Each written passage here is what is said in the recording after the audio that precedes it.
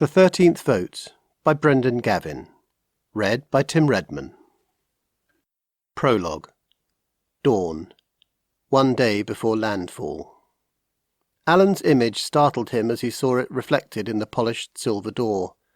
Deeply lined and sallow, his face showed the toll that the last few sleepless nights had taken. However, no amount of rest could have prepared him for the treachery that he'd witnessed moments ago. Plotting behind the silver door were 6 Congress members who, by the fuzzy math of proportional representation, held nearly enough power to decide the fate of thousands. Alan gritted his teeth and tensed himself, possessed by the impulse to rush back in and put an end to all of it. But the heavy weight of reason bowed his head and slumped his shoulders. He sighed and closed the door. Click. The sound of the latch comforted him somewhat, as the thick door shut tightly and muffled the ruckus behind it. He closed his eyes and breathed deeply as he took in the quiet of the empty hallway. It felt like a cool breeze on a hot day, at least from what he remembered. They had left Earth so long ago that even this memory had started to fade. "Governor," said Chung, who had just rounded the corner's gentle curve.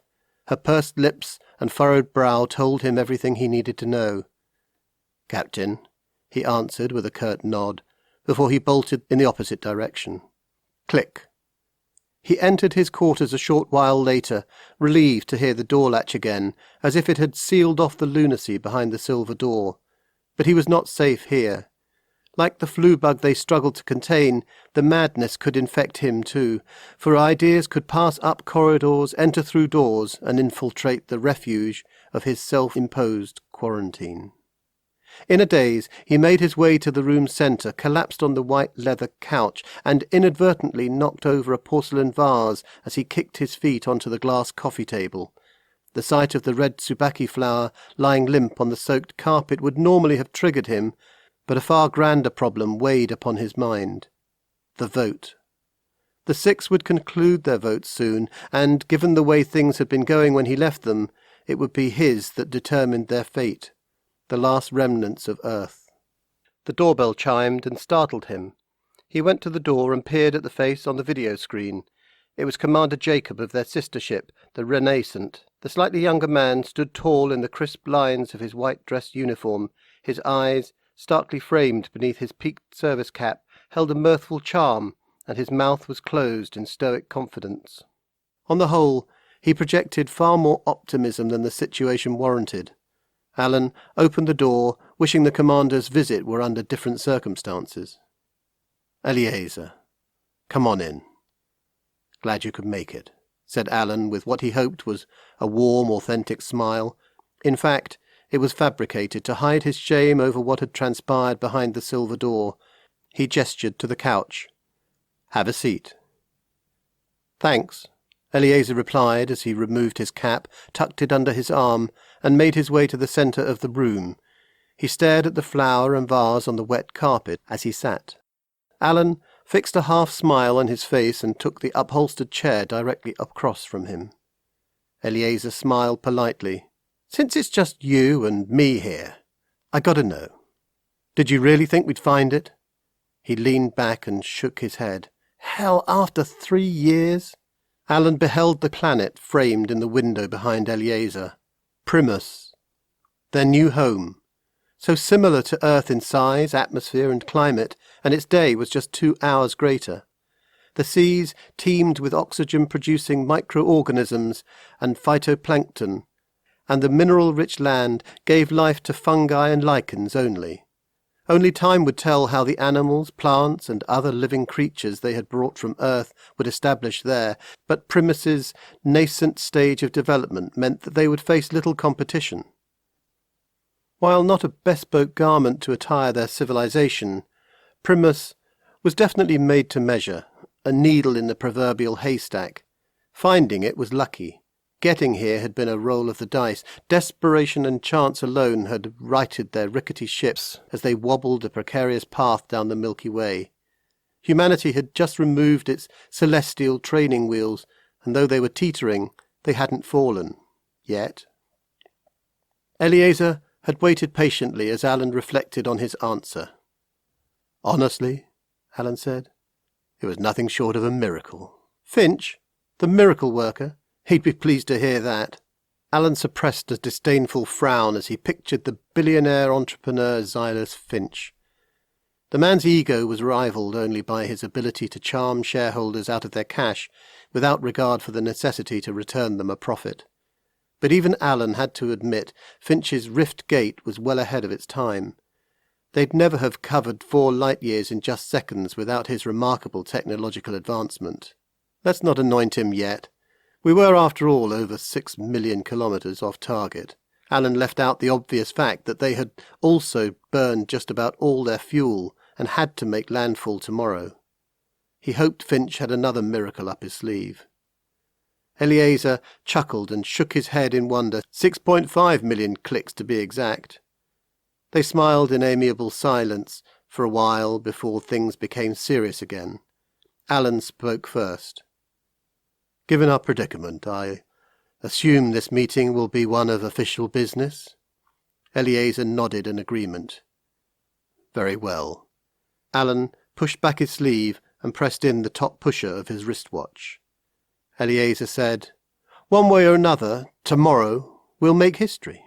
Alan stared downwards at the flower and gave a series of nods before saying, Yeah, we sure will. Slowly he raised his head and met the other man's gaze. So then, let's hear your idea. How do we get out of this mess? They talked for about 20 minutes before they embraced and said goodbye.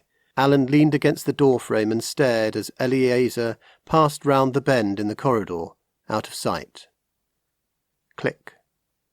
The door latched closed, bringing with it 2 jarring realizations. Whichever decision he arrived at today, they would never meet again. And, more disturbingly, the memory of this moment would haunt him until his very last breath. Zzz, zzz. The little red light on the intercom panel flashed in tandem with its buzzer. Yes, Dara, he said. A reedy computerized voice replied, The Dominus's 6 Congress members have recorded their votes. And how did they vote, Dara? Almost unconsciously he held his breath. 6 votes were cast in favour of the proposal. Madness. Governor, you are required to register your vote to Congress no later than midnight Earth time. Alan went completely still as if he could turn himself invisible and they would all forget about him. But it was no good. After all, they had sent her to remind him of the futility of avoidance. Dutifully, Dara said, Sir? Affirmative. I understand, Dara. Driven by restless energy, he moved across the room and planted his hands on the windowsill. Like twin pearls in a deep black ocean, 2 planets glowed softly in the sun's cool bluish light. A deep urge had stirred inside him ever since he had first cast eyes on them 2 days ago. Hope. They had not had hope for quite some time, and oh, had they suffered from its lack. But, like lime to scurvy, hope had reconstituted their spirits, straightened their backs and squared their jaws and shoulders. Who was he to take that away from them? He knew in that instant what decision he would make, though in truth he had always known. He would just not admit it to himself, but with the clock close to midnight, there was nowhere else to hide, not from Dara, not from himself, and not from those who would live with the consequences. Dara? Yes? Notify the others that I am ready. Yes, Governor? He stared out the window and spoke with a clear tone and measured cadence. Governor Alan Frederick reporting to the official log of Earth's own ship Dominus on this 27th day of June, 2035, Earth time. Chapter 1. Chaos. Year 56 after landfall. No. The protest, more whisper than scream, perked up the young boy's ears, and he sat perfectly still, hairs raised on end while he waited for the plea to sound again. Had he imagined it? As the seconds ticked by, their silent march comforted him a little, and he relaxed and continued to play with the small toy horse Grandpa had given him. Moments later, however, the silence vanished again when he heard a muffled movement from where the plea had come. He raced downstairs and through the hallway, opened the door at its end, and saw her. Alan! Her face, framed by the door, was centred amid 1,000 camera flashes exploding all about her. He covered his face and shut his eyes tightly until the lights faded, and when he looked out again, he saw snow-covered trees surrounding him, their bottom halves encased in a thick fog, and the toy horse, now life-size, grazed on the grass nearby. But what most alarmed him was the sound of sobbing. Mom. He would not hesitate, not this time, and he mounted the horse and rode down the hill and followed the sound through the dense branches until he broke through the forest's edge. There he laid eyes on a grand lake, frozen solid, with a solitary figure standing upon it near the shore. Mom? The figure turned to him solemnly, her white robes flapped in the hard, cold wind that blew her hair and obscured her face. No, she said. Alan spurred on the horse and charged out onto the frozen water. Crack. He pulled the horse up and checked the ice below. A single hairline fracture marred its glass-like structure. Just as his fear subsided, a great terror overtook him when he surveyed the lake again. Mom had disappeared. He scanned his surroundings and saw her farther up towards the centre of the lake.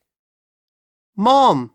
He said with a desperate shout as he urged the toy horse forward, faster this time. He had just about closed the distance when he heard the frightful noise again. Crack!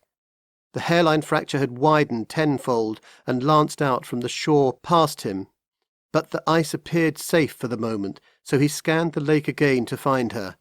She stood near the centre, back turned and hunched over slightly, with a hand covering her face as she appeared to weep uncontrollably. The fissure creaked and popped as innumerable crystalline cracks spidered out from its core. He had little time left, but he steeled himself against any other course. This time he would save her. He hastened the horse into a gallop, and in that instant she took him in with woeful eyes and cast them aside moments later. Crack! The ice splintered in a million fragments and opened up a great hole beneath her. She toppled into freezing water that gushed up and enveloped her and took her down into the lake's depths.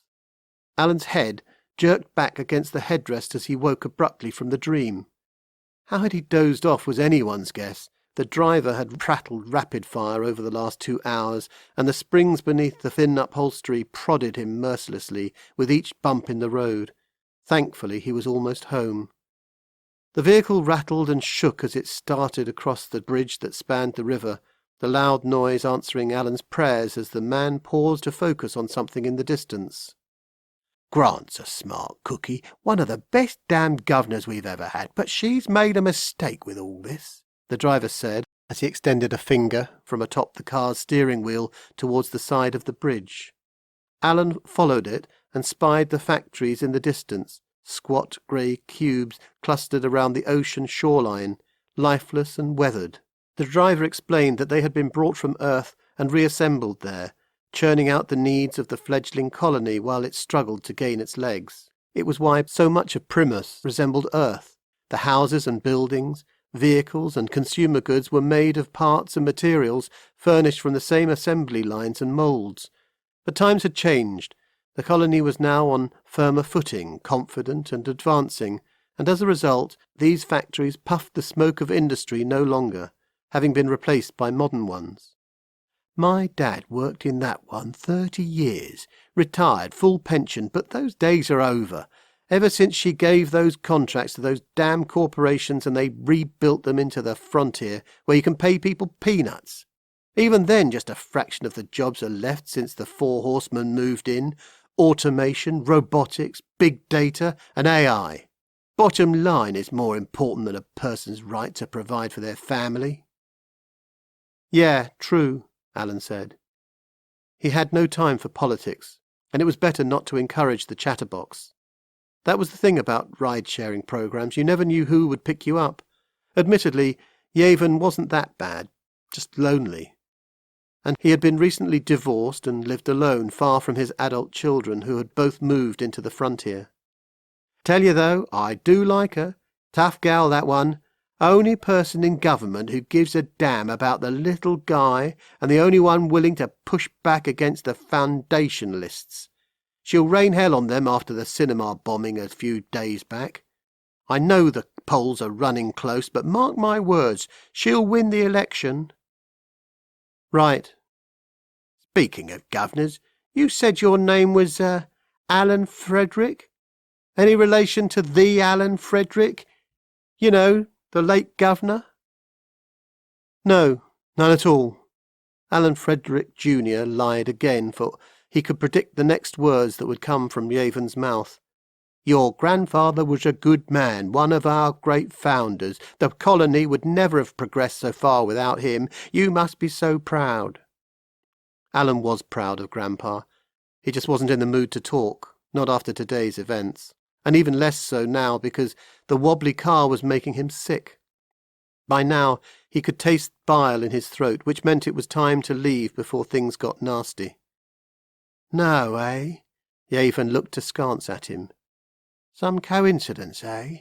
I read he passed away a few years back. Too bad. He was a good man. Alan rolled his eyes. Over here's good, he said, pointing ahead to the vehicle charging station, just past the end of the bridge. He could take the river path home, and it would be good to catch some fresh air.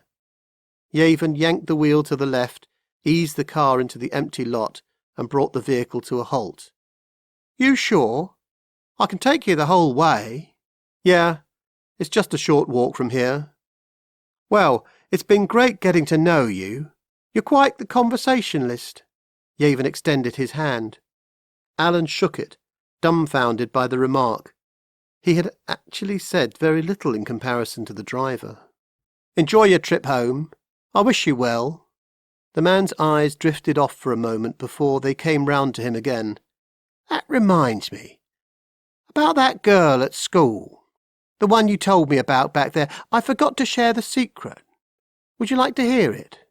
Sure. Don't be afraid. Of what? Of asking her out. It's that simple. It's all here. Gavin pointed to his temple. It's in your head. Don't think too much, you know. You'll know when it's right. Just trust me. Alan nodded and delivered his best impression of a sincere smile.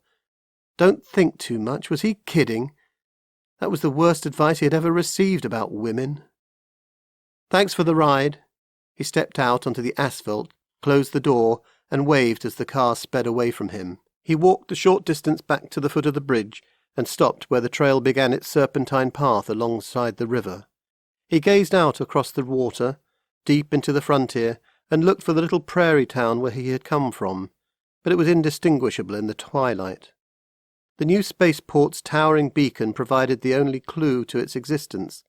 Its little red light stood alone, stoic and courageous, as it blinked starkly against the coming night.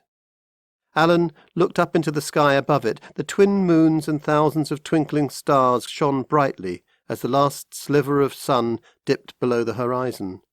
As if on cue, a choir of bullfrogs crooned to the hand of some unseen conductor, their jubilant chorus echoing into the silence and rejoicing that night had conquered day. Alan exhaled a slow, deep breath, awestruck by nature's beauty, and humbled by its scale and timelessness. How was it that the universe was so orderly when he, something much less grand, roiled with chaos? The moons, discontented with their lot, gazed down and cast their judgment, as if to say, We've danced for eons, pirouetting in perfect unerring unison. You, sir, share none of this burden, carry none of this weight. What's your excuse? It was a good question, but Alan had an answer as good as any supplicant would, and it was the very reason why he now stared up at them. For mere hours ago he had stood not just in front of 2 discerning witnesses, but an audience of 200. Their admission paid with hard-earned wages, they settled in comfortable seats justified in their firm belief that they should be entertained, each face stamped with a smug smile that declared, I honoured my part of the bargain, now you. Make me laugh. It was to be Alan's moment, the moment he would rise above his fear.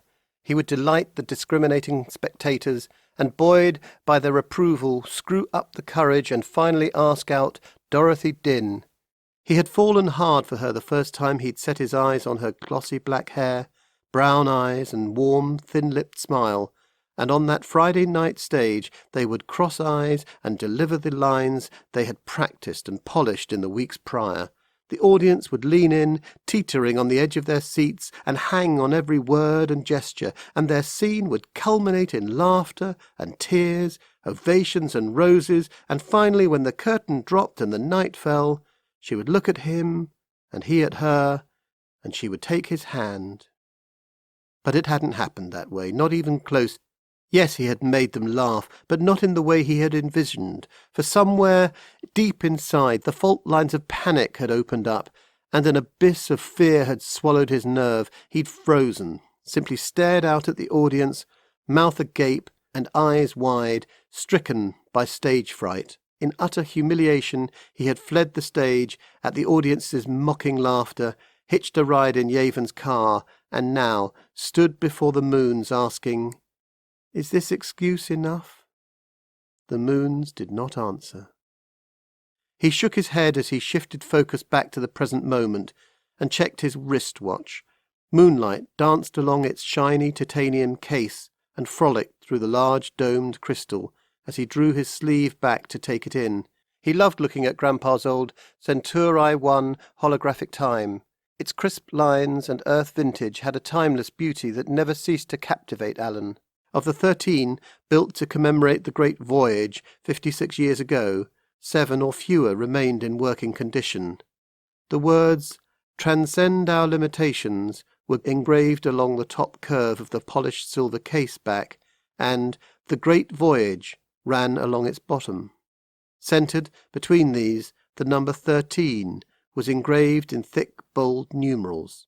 For all its grandeur, the fact that it had been there when Grandpa had left a dying earth and partaken of the great events of their age, the great voyage, landfall, the dark days, and the settlement, spoke to a greater pedigree. The watch had borne witness to those trying times, and it, like Grandpa, had survived them all. Alan rotated the watch's crown a half-turn counterclockwise. Iridescent red numbers sprang into life and floated just above the black dial. They read 5 p.m. He wondered about Dad. Had he eaten? More so, what state was he in? His father's mental health had seemed to worsen ever since Alan left for school 3 years ago, and it was anyone's guess what he'd walk into now. Alan turned his back to the moons and gently popped in the earbuds that he had produced from his knapsack. Just 2 taps on his sleeve's fabric touch interface, and he could push it all away for a time. With the first tap he chose his favourite genre, 1990s heavy metal. With the second, the song Enter Sandman by Metallica. Its up-tempo beat and harrowing power chords set him off with a hop as he bounded down the trail with the recurrent head nod common to the fans of the genre. He entered the park about 10 minutes later and passed the seesaws, swings and jungle gyms, sitting idle in the dusk. He made for the far exit, noticing the smooth sand underfoot before he looked up and immediately dug his heels into it. He lowered his earbuds slowly as his eyes locked onto the figure standing just ahead of him. "Frederick, that you? What? You stupid! What are you doing back in town?" "Damon? Hey."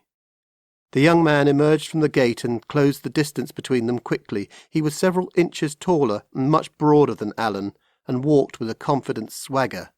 "I thought all college sissies hated this town," he said. "Why aren't you and your sissy friends in the library studying Marxism or writing poetry?" Damon stopped a few inches in front of him and blocked his path to the gate. "Well, you know, came to see Dad." "Dad? Your dad?" Damon sneered. "You mean the drunken stooge you the paramedics found ranting face down in your front yard the other day? Shit, I was the one who found him. Thought he was dead, but when I got close, all I could hear was him talking about beaming at the speed of light and how it makes you sick and crazy. That's what he kept saying. I heard it. What an embarrassment. And you, a chip off the old block, seems greatness skipped 2 generations. It's just that he has his problems, you know. What about you? You got a problem? Damon reared back with a cocked fist and struck him in the face. Alan hit the ground hard, his knapsack taking most of the brunt, but the sharp edges of the textbooks inside pierced into his back, knocking the wind out of him for a moment. Damon hovered over him and scowled. I haven't forgotten the prank you pulled on me in senior year. I never got a chance to personally show you how I felt about it. You know, with the teachers all around and all. I got the memory like an elephant. I never forget. Now you get up so I can prove it to you. Alan tasted the blood that oozed from his nose and trembled in anticipation of the next series of blows. A new voice came from the darkness. Hey, dickhead, you want to tussle? Let's tussle, you and me. Alan craned his neck around to see who had just spoken. It was Dornell. Dornell? What was he doing here? Saved in the nick of time, eh, Frederick, you chicken shit, Damon said. You always seem to have others to fight your battles for you. Dornell, my beef isn't with you, so you fellas have a good night. With that, Damon turned on his heels and left the park through the back gate. Dornell stood over Alan and lowered a hand to help him up. What an arsehole, he said, before stooping to pick up the earphones that had fallen off in the tussle. He cleaned them on his shirt quickly and popped them on for a few moments before returning them to Alan.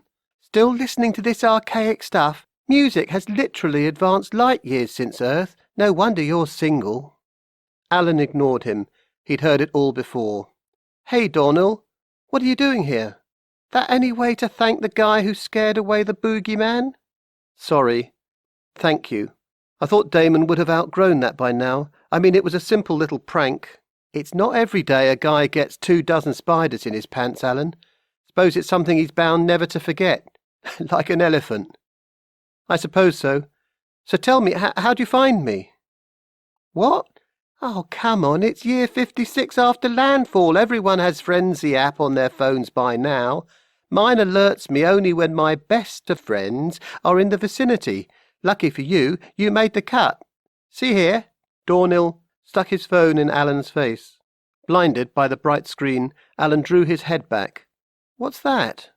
Dornell lowered the phone. The app setting. The green check mark against your name says you opted in. But I didn't, Dornell. Yes, you did.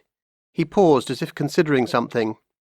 Ah, but you wouldn't remember, would you, the last time you were home? At Troon's party? Alan gave him a blank stare. You were shit-faced. Alan gave a half-hearted smirk before several droplets of blood dripped down at his feet. He sniffed and held his nose in a futile attempt to staunch the flow. Dornell looked down. I'll say one thing, he clocked you good. He reached behind him and produced a white handkerchief from his back pocket. Here. Alan took it, tilted his head back and placed it on his nose. Thanks. What brings you home? Came to see Dad. You mean your acting debut had nothing to do with it? Alan stared at his friend in shock. Come on, Alan. It hit my social media feed. Your deeds travel much faster than you do, especially the foolish ones. So what happened? Dorothy's smiling face came to mind, and he couldn't help but watch it again as he turned from joy to absolute horror. That was the last look he'd remembered. I froze, right in front of an audience of 200, and now I'm the laughingstock of the school. As I said before, no wonder you're still single. Some friend. Dornell flashed a genuine smile. Buddy, come out tonight. Han is hosting a party. It'll be good, and we'll drown your sorrows in copious amounts of alcohol. We can prime at my house before. Dad's liquor cabinet is well stocked, as Mum's been on his case after the holidays. He's out of town, so she goes to bed at like 9:30, so come round just before then. She'd like to see you and all. That should work. I'll check in with Dad and swing by after. Alan had no intention of doing so. The thought of all those people judging him was just too much. Dornell's face softened, but he moved quickly to hide it. Good. Listen, I got to run. Need to pick up some milk before dinner. Okay, see you later then. Catch it on the flip side, Frederick. Dornell's white teeth gleamed in the moonlight as he gave his trademark farewell and then trotted out the front of the park. Alan exited the park at the opposite end, fuming. He wasn't sure what he was angrier about, that Damon was such a prick or that his father was such an embarrassment. His dad hadn't always been like that. Times were good when he was younger. Dad was just like all the other dads then, easy-going, nice but firm when the situation warranted, industrious and funny on occasions too. What had changed over the past several years? What demons had crept in and pushed him to the brink of madness? The gate squeaked as he pushed it open and clanged as it swung back and shut tight within its latch. "Hazel!" The scrappy yellow cockapoo rushed over to greet him, tongue panting through a wide, toothy grin. Her small body swayed back and forth in unison with her bushy tail. "Hey, girl!" The dog leapt and knocked Alan back on his tailbone, and he laughed as 10 kilograms of kinetic joy smothered and licked him.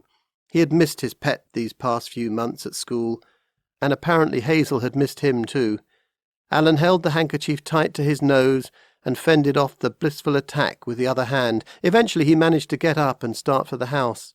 Hazel nipped at his heels as he approached the porch stairs, where he paused to scoop up the dog's orange ball. With a flick of his wrist he sent the ball flying across the yard, careening off a fence post and rolling under a small opening in the woodpile. The canine darted across the yard to fetch it out. Alan smiled as Hazel laboured to get it, and not wanting to wait, he climbed the steps and opened the door. As he entered, he noticed something strange about the alarm console that adorned the wall beside the entranceway. Its little battery compartment was open, and 2 shiny batteries sat on the kitchen counter below it, next to their plastic cover. Strange. It wasn't like Dad to have anything out of order. He peered around the cupboards and into the kitchen, and what he saw shook him to his core. His father lay in a pool of blood upon the tiled floor. Spatter radiated out in all directions from his motionless body, the crimson droplets filling the open spaces and walls as if flicked from a bushy, saturated paintbrush. A stranger squatted near him and rested a blood-soaked knife on the floor, calmly as if it was no big deal. Strangest yet was that the man now rolled back his father's sleeve and inspected his arm right up to his elbow. He paused and gave a dissatisfied huff before he did the same for the other arm. He appeared to find nothing there either. In frustration, he grabbed Alan's father by the collar and shook him violently. "Where is it?" the man shouted. His scream tightened Alan's throat and sent a cold shiver through him. What was this? His eyes saw clearly, but his mind simply couldn't grasp what was playing out in front of him. He felt faint, but quickly roused himself, retreated around the edge of the cupboards, and, leaning against them, placed a hand on the counter to steady himself. Somewhere, on the fringe of his perception, he heard the sound of a battery as it rolled down the countertop. Had he nudged it? Silence followed briefly as it sailed off the edge and plunged into the tiled floor, ringing out like a thunderclap. Startled, the stranger got up and peered around the cupboards. Alan stared back, frozen in place. The whoosh of rushing wind and smack of pelting rain startled Sergeant Peters. From his vantage point in the kitchen, he could see through the hallway that a man had just entered the front door. After a brief struggle against the torrent, the man slammed the door shut, shielding himself from the elements and dampening the noise so it was quiet again. He wiped his feet on the entry mat and hung his trench coat and tan trilby on the rack in front of the foyer. Both dripped wet and seemed to sag under the weight of the water. Peters knew the guy, Detective Elroy Marcus. Though they weren't exactly friends, they had interacted on several investigations over the years. Marcus fumbled in the breast pocket of his weathered blazer, produced a red handkerchief, and used it to clean the fog from his eyeglasses. Stooped and sullen, he worked his long, bony fingers over the lens, slowly and deliberately, without a glance around or a word uttered. He had a weariness about him now, as if he had lost his spark, and it was no surprise to Peters after what had happened to him. "Nice Roosevelts," said Peters, trying to break the ice with something light and complimentary. "I'm in the market to replace my own rims.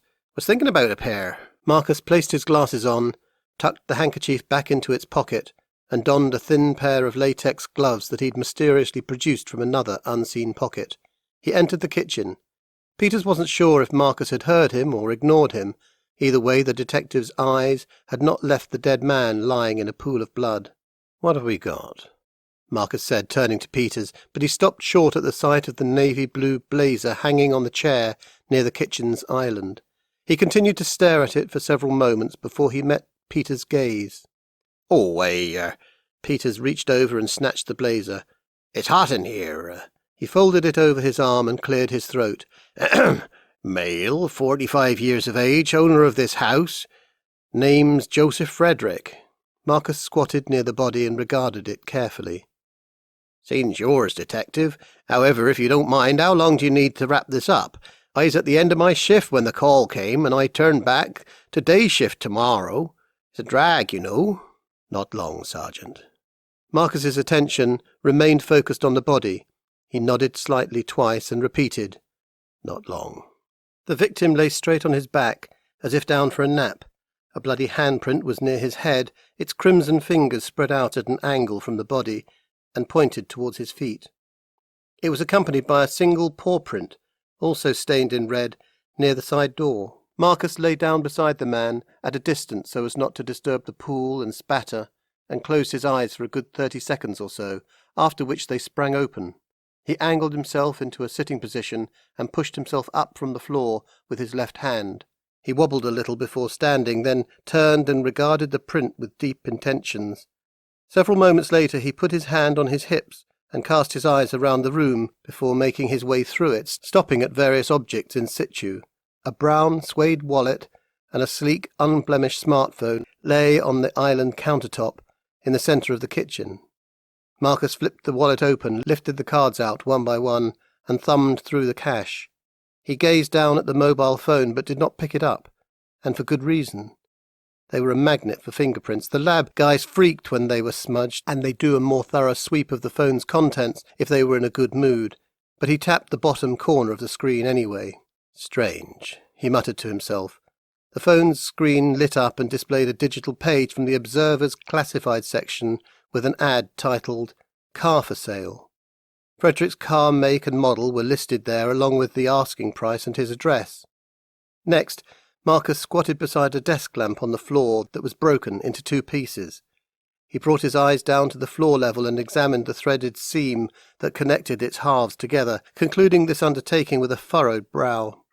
He lingered by a dog bowl full of untouched kibble, and also at a blood-stained white handkerchief on the floor. "No murder weapon?" Marcus said under his breath. Peters grew nervous at the question. As an experienced officer, he knew the 3 lessons of crime scene investigation. 1. Defer to the investigating detective. 2. Speak only when spoken to. And 3. If you must speak, stick to the facts, stupid. Detectives were a funny bunch, he thought, and Marcus topped the list. Who knew how he'd react if Peters broke the code? He remained silent and watched the detective over the next 30 minutes as he perused at his own pace, seemingly oblivious to any other presence. Nothing escaped his attention. The window over the clean, empty sink that was open a crack, the immaculate countertop with its row of neatly arranged cream-coloured tin cans that read tea, coffee and sugar, the various contents of the drawers and cupboards. Marcus scrutinised all, pausing here and there to get their measure before moving to the area at the back door where 2 AA batteries were situated on the floor. Marcus stared at them, apparently lost in thought, for much longer than Peters thought was necessary, before the detective looked up at the wall-mounted alarm clock console. Its front cover was swung open to expose the feature keys.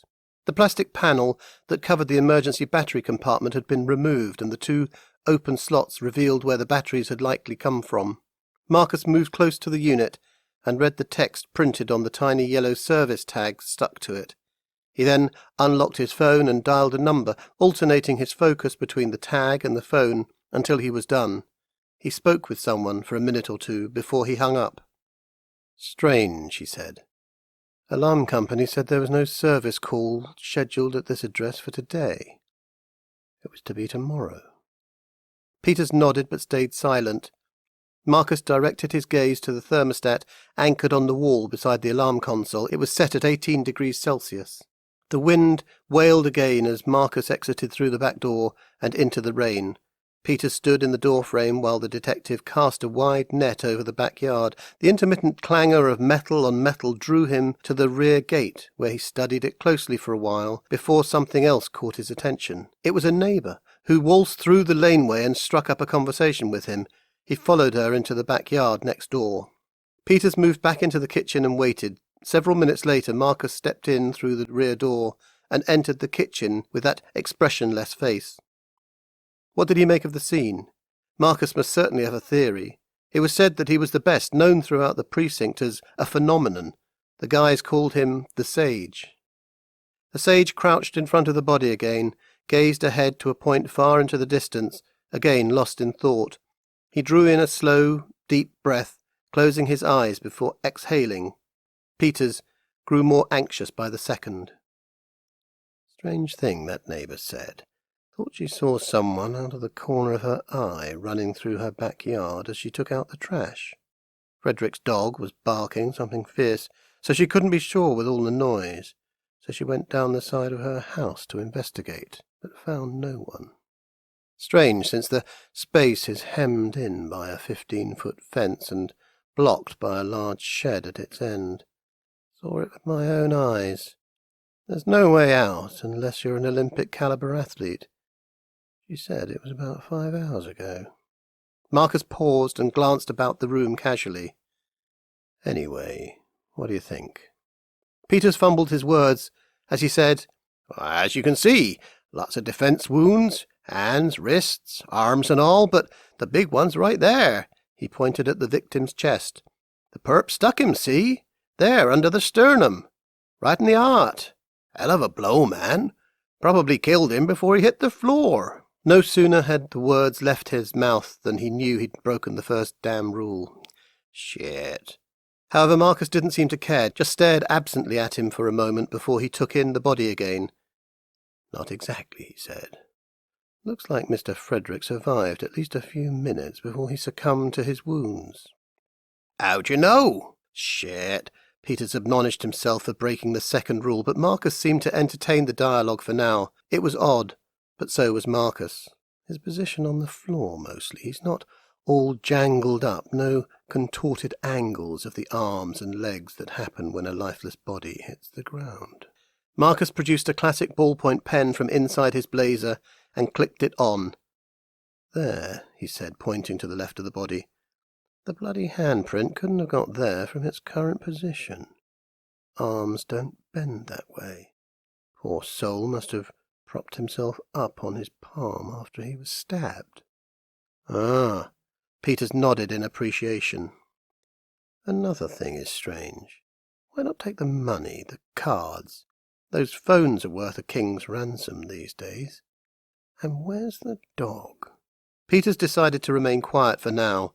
It was safer, but Marcus insisted on engaging him. So, how long do you think he's been lying here? Here he goes again, thought Peters. Why is he putting me on the spot? He tapped a fingernail on the countertop's hard quartz in an attempt to release some of his nervous energy. It didn't work, and his mind raced even faster. Maybe he could cut his losses, tell Marcus, I don't know, detective, and it might end there. Perhaps flattery would get the detective off his back. Maybe, I'm really not qualified, detective, or it's above my pay grade, would extricate him from the situation. Probably not, but it was better to play it safe. Fucked if I know, detective, he said with an air of indifference. Marcus looked him in the eye for the first time that day. Nah, Sergeant. Give me a best guess. It's a freebie, he said, pulling a hand towards himself as if to say, Come on, I dare you. He settled in perfectly still and waited for an answer. The man was an odd one indeed, but Peter's buttons were being pushed, and he'd be damned if he would flatter him. Rules or no rules. Ah, fuck it. However, Peter's contrived bravado failed to deliver the goods as he said, hard for me to say, Marcus. I mean, I ain't no detective, but I've seen more than my share of these, right? So, judging by the blood, I'd say maybe 3.5 hours max. Marcus closed his eyes again. He drew a hand to his chin and scratched it absently. Good guess, Sergeant. The room's ambient temperature and viscosity of the pooled blood indicate two things. The body hasn't been moved, and it was here 3, maybe 3.5 hours. Marcus's eyes shot open. He rose to his full height the instant afterwards and gazed down at the body. Peters nodded slowly in acknowledgment and gave a silent prayer of thanks. He'd gotten off easy. "However," said Marcus, "we're both wrong. It's been lying here about 5 hours and 8 minutes. With a mix of fear and admiration, Peters trained his eyes on the sage, who, true to form, had demonstrated his investigative prowess. How had he done it? Marcus walked to the front door and stopped to gather his coat and trilby. As if in answer to Peter's question, he pointed to an area just behind the officer, who in turn spun round to take a look. A small digital alarm clock sat unobtrusively on the counter, hidden behind a can of processed meat and a bright-coloured margarine container. It was slightly off-kilter, and its power cord was stretched to its limit, held in place only by its 2 copper prongs, both bent and protruding slightly outward from the wall receptacle. Despite its dejected state, its red digital numbers blinked through the cracked plexiglass. It read 508. Peters, in his excitable state, almost blurted out his thoughts. So the clock was knocked during the struggle and reset itself to 12 at the time of the murder. Once reset, the clock had counted the time from the murder to now. Amazing. But this time he breathed them out silently instead. Marcus turned to go. Peters followed and paused at the open door, mouth agape, and watched him the entire way to his car. Marcus eased the car into the fast lane. He knew the route back to the precinct from the Frederick house, so he could focus his mind entirely on the case. He stopped the car at a red traffic light and pushed the little green button on the steering wheel to initiate audio. "Station, connect me to Albert," he said, speaking into the dashboard's computer interface, while at the same time reaching for the cigarette box that had fallen on the floor. "Detective Marcus E., Registered Detective Acorn 1087.0. His fingers hit pay dirt just as the voice answered. "Intelligence Protocol session initiated to Registered Detective Elroy Marcus, numbered Acorn 1087.0. Pursuant to Section 6.147 of the Police Authority Act, this session will be logged and recorded for security and compliance purposes." Marcus cringed at the tinny, computer-generated voice of Albert, the creation of the late Silas Finch, the famed innovator who had developed the rift gate that had brought them here from Earth.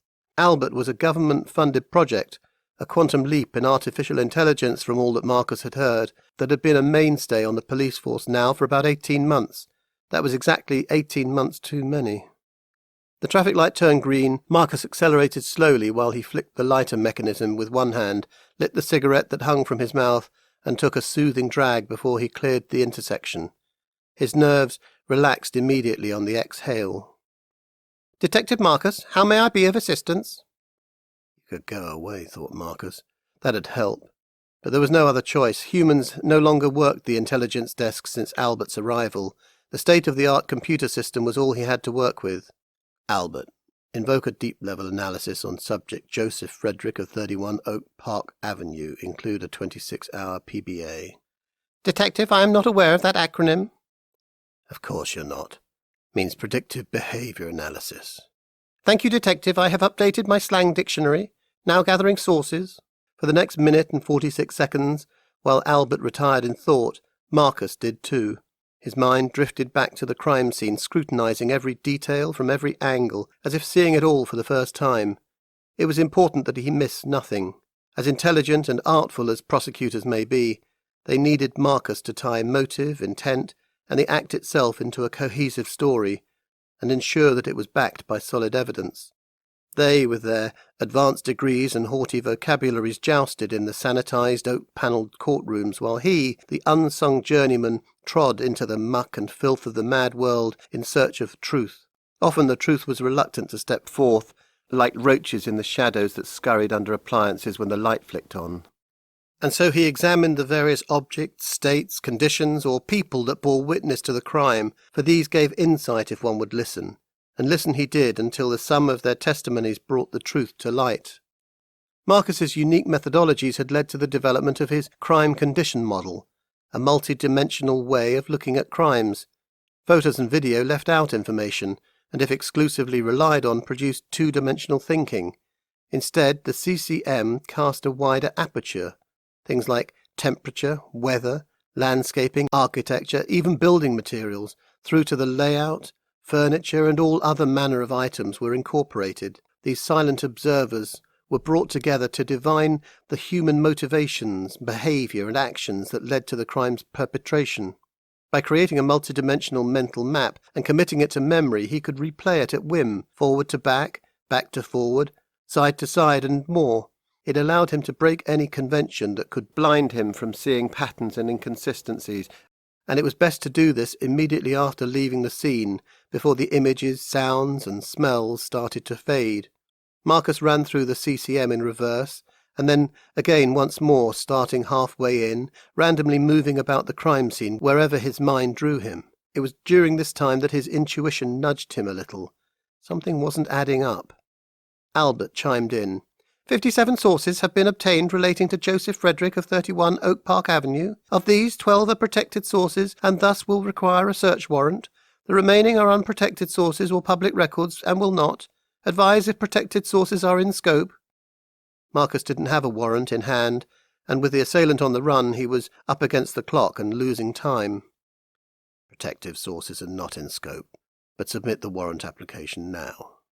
Yes, Detective. Search has now been initiated. Results will be transferred in an estimated time of 2 hours and 26 minutes. Marcus broke the link, shook his head, and grimaced as he recalled the day that Albert had been unveiled to the world. The papers had rejoiced as though it were the second coming of Jesus. Headlines like "Ushering in the New Age of Crime Prevention," "Crime's New Boss," and "Harnessing the Power of Data for Good" contained some of the platitudes used to sell him, Albert.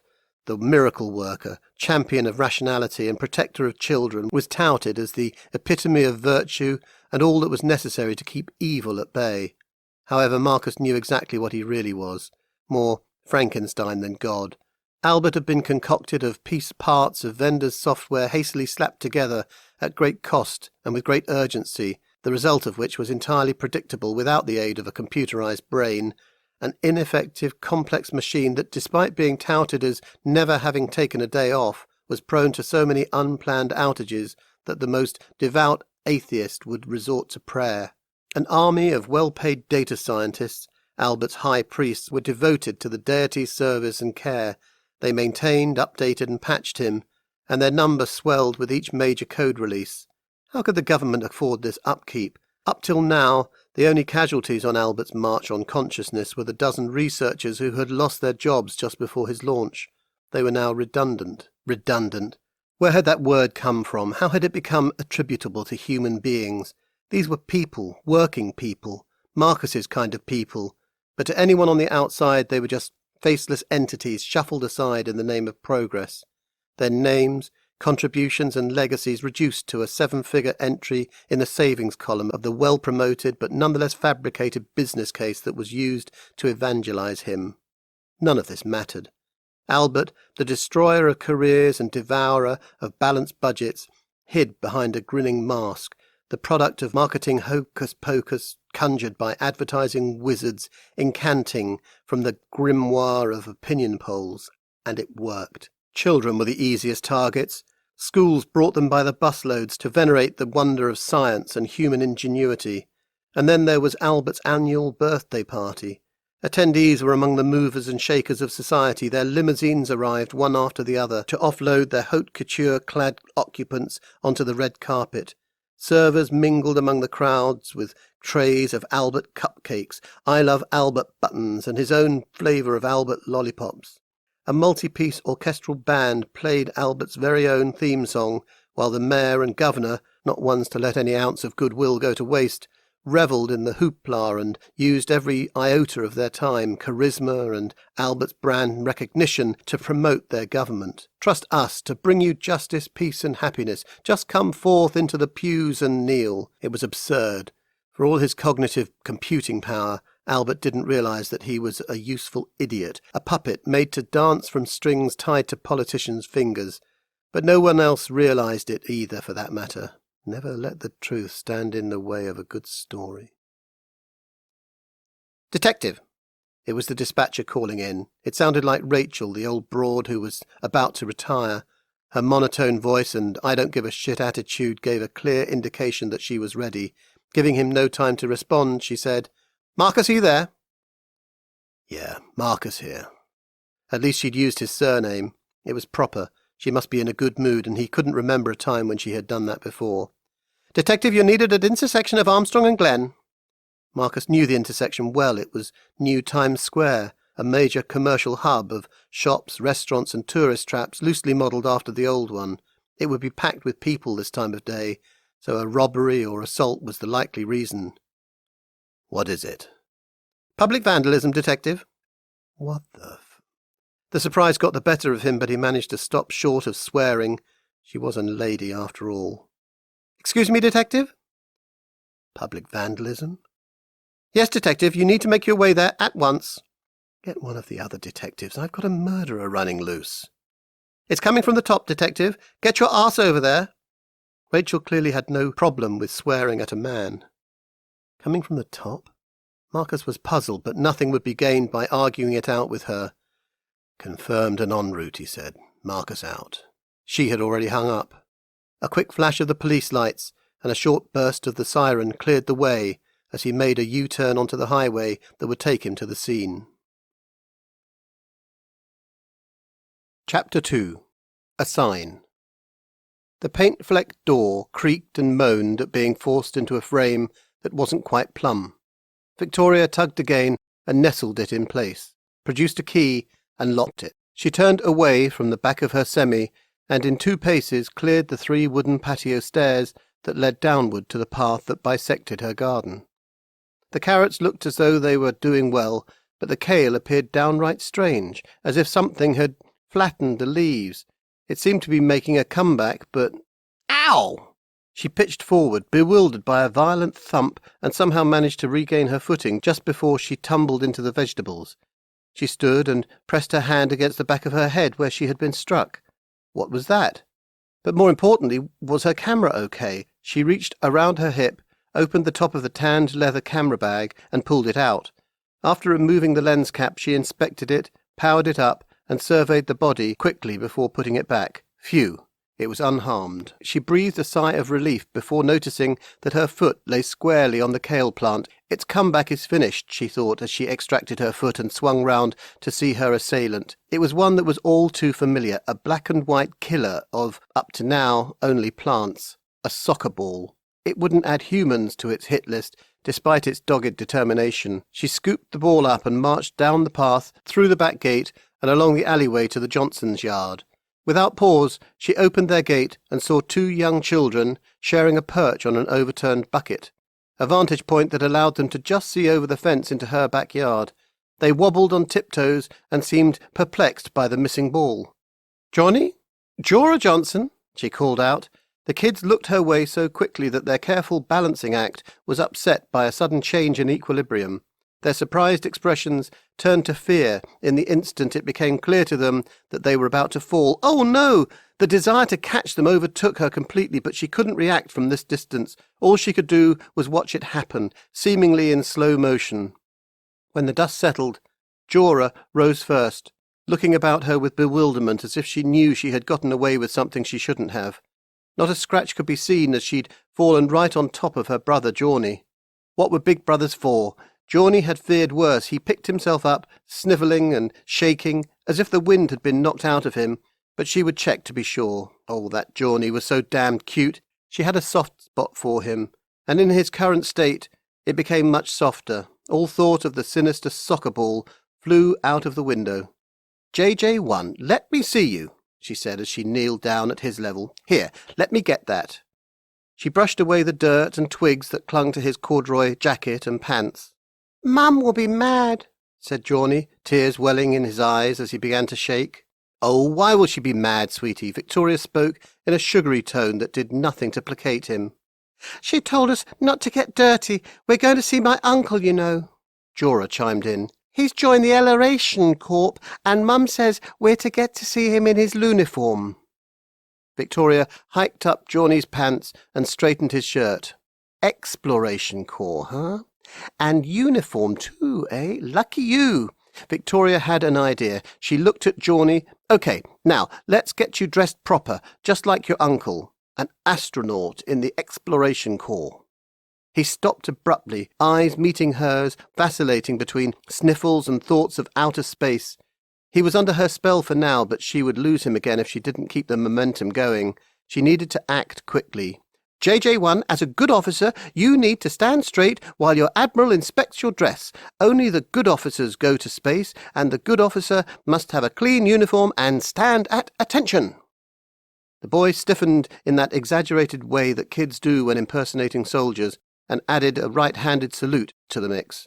She placed his matching poor-boy cap on his head and squared it perfectly, allowing just enough space to let a little curl fall down in front. There, she had his full attention.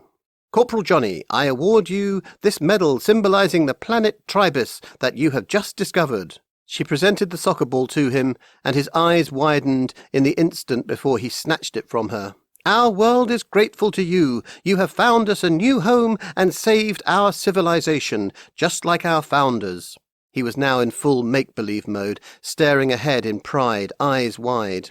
Victoria cast an eye over the yard before she pointed to a vine-coloured arbour that separated the front from the back. Corporal Jorah, you will pilot the ship to that rift gate and enter it, just like our founders, and just like them, on the other side, you and your brother will explore a new galaxy and find a new world that we can colonize. When you find it, please report back to me at once, but before you go, you are commanded to pose for the official mission photograph that we will put in the history books. She removed her camera from the bag, positioned Jorah next to Johnny, and lined up the shot. They did the rest, posing silently and proudly. Picture taken, the transfixed siblings hurried off to explore the far reaches of their backyard in search of a new world. Satisfied that they were all right, she left the yard and started down the road that would take her downtown. Victoria arrived at the bottom of New Times Square about 20 minutes later and spied a large crowd near its centre, about 2 blocks up. All throughout it, heads tilted and hands pointed up at a large billboard sign several stories above the street. Without breaking stride, she reached into her bag, took out her camera and readied it. "Watch it," said a woman's voice from in front of her. Victoria brought her eyes up from the viewfinder. A stylish young couple came into view, sporting a variety of shopping bags and looking as if they had sprung off the cover of a fashion magazine.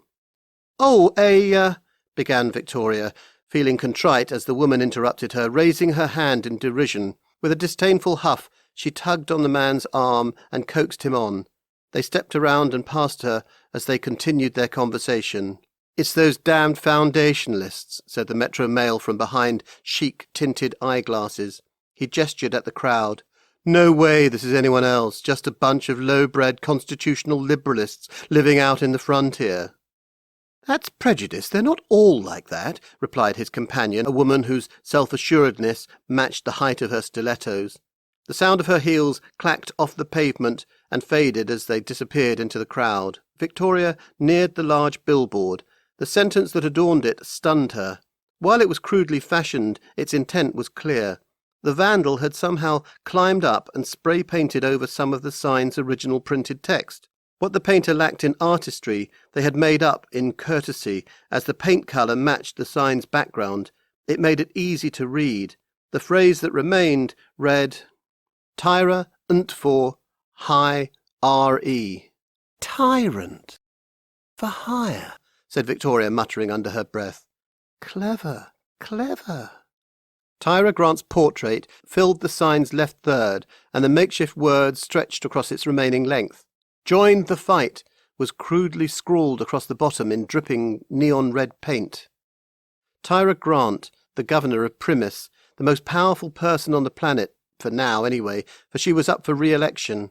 In addition to traditional print magazines and signage, Tyra deployed an unrelenting barrage of holovision commercials, digital signage bursts, radio spots, and psychographically tailored social media spots to drill her campaign slogan into the minds of the people. Tyra Grant, forward, higher, together. A $5 can of spray paint had undermined the millions of dollars it had cost her, if the sarcastic chatter around the sign was any indication. Guerrilla warfare at its finest. How had the painter gotten up there to change it? There was no obvious way that Victoria could see to climb up. The billboard was secured directly to the building's facade, and there was no visible access to the rickety metal gangplank that ran the length of the sign's base about 10 metres below the rooftop. The painter must have plied their craft from upon it. However they got there, it was not a feat for the faint-hearted. She snapped pictures from every angle before her mind focused on the story, and then she mingled among the crowd and tried to connect with anyone who could help her to tell it. Finding the story was a journalist's greatest challenge, but Victoria enjoyed it because she genuinely liked people, and it showed today. Like a butterfly in a wildflower garden, she floated effortlessly from conversation to conversation, borne by a warm smile and unbridled enthusiasm. People leaned into her like blossoms in the breeze and shared information as if it was sweet nectar. Her ability to harvest it set her apart from her peers, and it was the reason why she had been promoted from intern at the Observer to the city assignment desk in just 5 years, a startling achievement for someone under 30. However, the story would not be found today.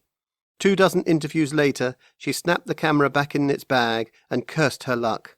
Her charm had failed.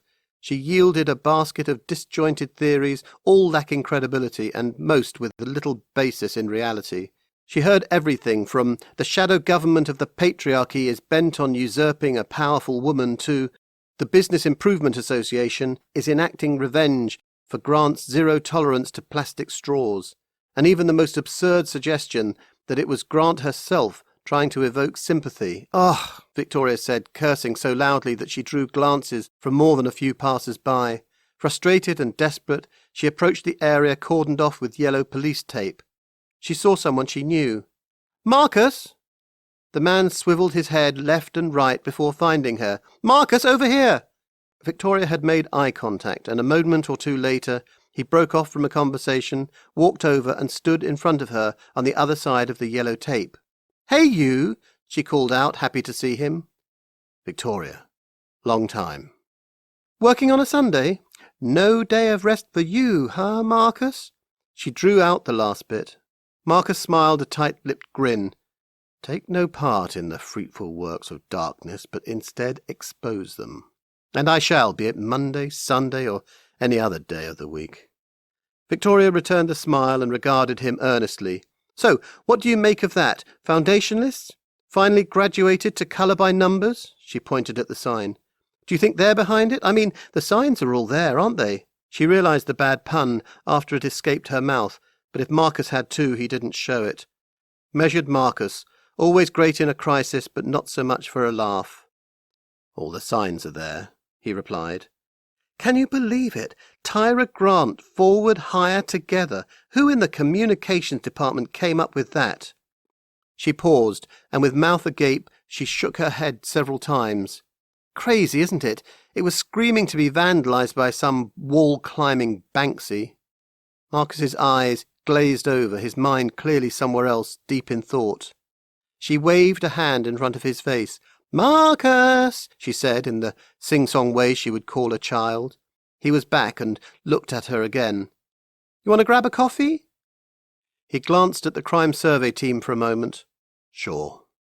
They settled into a boutique cafe, half a block from the scene, chancing 2 seats that afforded a good view of it, and lucky too. Marcus would be less irritable if he could keep his eyes on it. A waiter arrived and took their orders before dashing back into the main building. "Why would the Foundationalists do this? It's no secret they're against Grant's government, but—" She paused, searching for the next word, and waved a hand in front of her while she shook her head slightly. "But this is like kicking a hornet's nest. I mean, going after Grant. Here." She pointed to the cobblestones beneath them, "in the epicentre of her power." "Right," replied Marcus with a slight nod of his head. "Don't make sense." "Or perhaps it was to send a message to Grant. You know, message could be like to scare her, let her know that they can strike anywhere, any time, including in the heart of her city." Marcus nodded again and studied the digital screen that hung from the restaurant's outer wall. It played highlights from last night's baseball game. "I didn't know you were a fan," she said, both to get his attention and mask her irritation at the same time. Marcus heaved a heavy sigh. "Well, Sort of. The waiter returned and placed the drinks on the table. "Can I pay now?" Marcus asked him, appearing happy to change the subject. "I may have to leave abruptly." "Superhero, eh? I've got a place where you can change," said the waiter, laughing at his own joke. Victoria joined in too. "Something like that," replied Marcus, his look deadpan. "Together?" The waiter grinned broadly. They both nodded, and with the confirmation he removed the receipt from his waist pouch and handed it to Marcus, who took it and reached into his breast pocket. Victoria gave the waiter a frosty glance before glowering at Marcus. "Hey," she said, "I got this." "Oh, no, you don't." Marcus brought out a worn, ancient-looking wallet, the size of a small paperback in thickness, a real guy's wallet. She reached across the table, snatched it from his hand and placed it on her lap. "Victoria, come on, give it back." "No, Marcus, I most certainly will not give it back." "It's not right that a woman pays." "What? Why not?" "Not the way it should be." "The way it should be? It should be that you've stopped using cash by now. It's so dirty and gross too," she scowled. "Here," she said to the waiter, offering him her thumb. She pressed it onto the mobile payment device that he produced from the other pocket of his pouch. "Keep the change." She glared at Marcus as she returned the wallet and decided to ignore his archaic views for the moment. What was the point? Marcus was Marcus. Traditional, yes, but he meant well. "Say, you know anything about this?" Marcus said, addressing the waiter as he pointed casually to the vandalized sign. The waiter tucked the device into his waist pouch. "No, nothing. It was done by the time I got here this morning." "What time?" "I opened at 6. My turn to get the ovens going. Pastries take time, you know." Saw no one, eh?"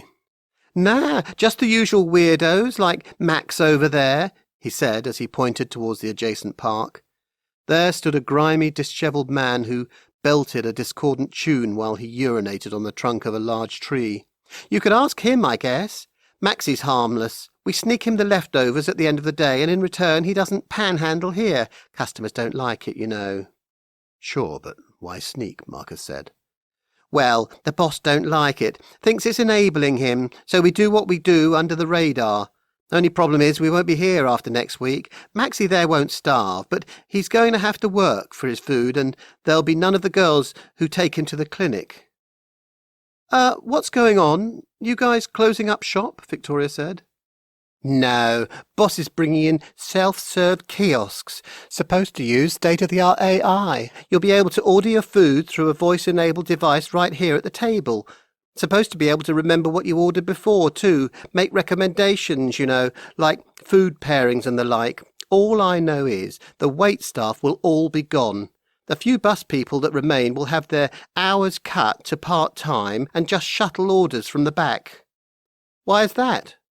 "It gets round the living wage policies. Since Grant brought in LW last year, all these business owners are pissed, looking for ways to beat the system. Part-timers are not covered by the law, so they don't have to offer them benefits and can pay them peanuts." I had heard the government was going to license Albert software, but had no idea it was this far along, or, to be honest, that it could be used in the business of selling coffee and tea. Well, leave it to the rich. They might be greedy, but they're not stupid. Ironic, though, how they were able to use Albert, a gift to the government, to circumvent its own law, one that was supposed to make working people's lives better, not worse. Victoria let that sink in while she wondered what else she could say to this man who had just lost his job to a computer, but she couldn't come up with much, so she simply added, "I'm sorry to hear that. However, I wouldn't bet against Grant. She's intelligent, tough too. She'll rein in the fat cats. In the meantime, what are you going to do? My cousin's got a catering business out in the frontier, got some government contract, supplying the new spaceport. Been asking me to join her for a while now. Honestly, though, I can't stand it out there. No diversity, and it's so wide open, not like here. But it's work, so I'll probably join her in the next month, and we'll see." "Ah, good then." Victoria thought about what a great story this was. Businesses taking parts of Albert's cognitive model and incorporating them into their own computing environment had dire implications for the working person, if this was any indication. How the government reacted would be the major factor in how this played out. Yes, there was a good story there, maybe even a feature. She scribbled a note on her napkin because even good ideas were easy to forget. "Well, good luck to you." "Thank you. Hey, gotta hustle. Take care," the waiter replied before darting back inside. Her note taken, she leaned towards Marcus, rested her elbows on the table, and steepled her hands in a power triangle. "Let's get back to it."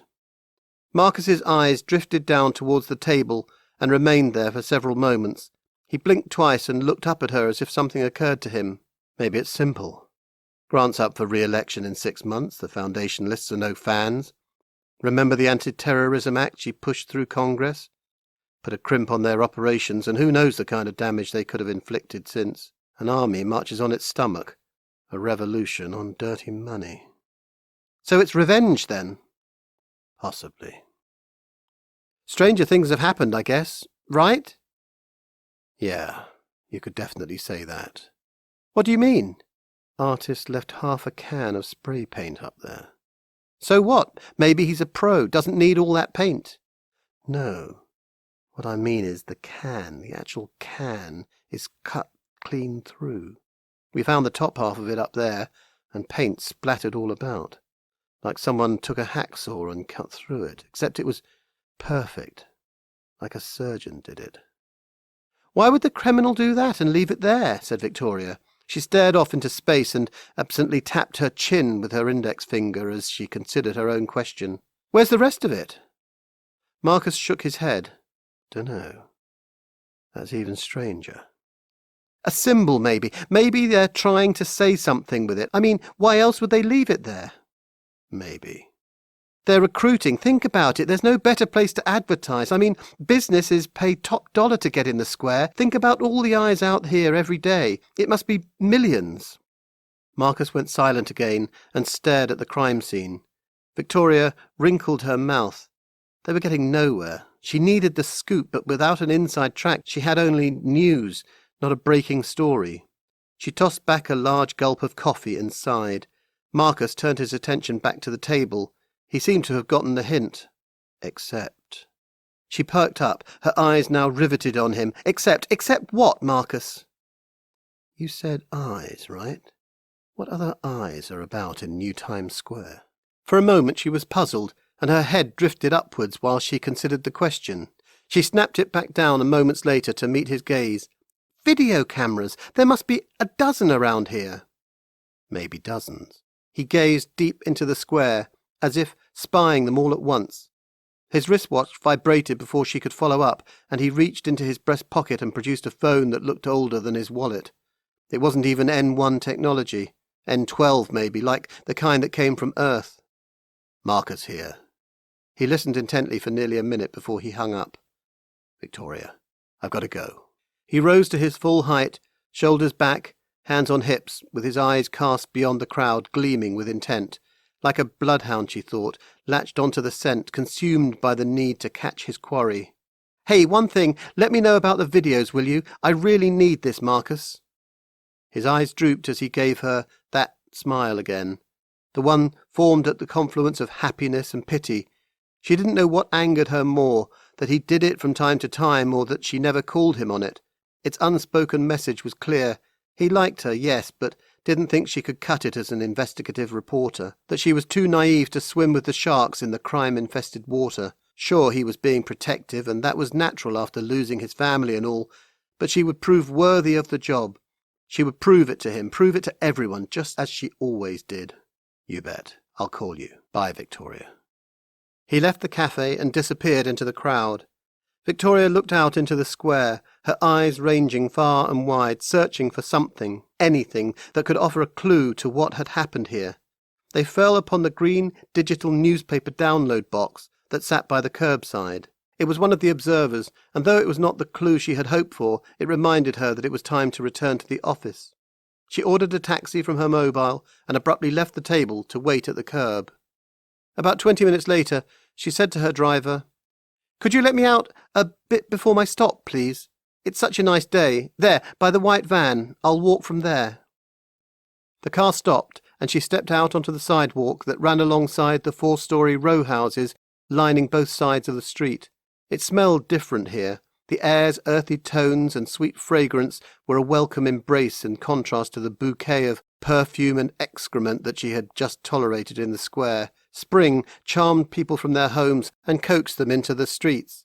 The basement-level shops and the sidewalk cafes that were nestled under the green-leafed canopy that extended from one end of the block to the other. These fig trees were among the few that grew on this planet, their vitality owed to some quirk in the local microclimate, and though they hadn't ever borne fruit, their vigorous growth gave the neighbourhood its distinctive character. Victoria strolled down the boulevard and arrived at the Observer about 10 minutes later. The 4-storey Italianate brownstone anchored the row at the east end of the street, its style and location in the seedier edge of the city standing in stark contrast to the glass skyscrapers of their competitors in the core. She ascended the stairs 2 at a time, pulling hard on the thick wooden handrail, and stopped to fix her clothes on the landing. With wrinkles smoothed adequately, she cast a glance above the arched doorway before her. The Observer's official coat of arms was chiselled into the keystone between a pair of ornately carved corbels. It was a heraldic shield, sectioned into thirds. A spyglass was emblazoned in the top left third, a sword in the top right, and a feather quill occupied the bottom. Broad fig leaves supported the shield on each side, and a 20th century worker's hat topped it.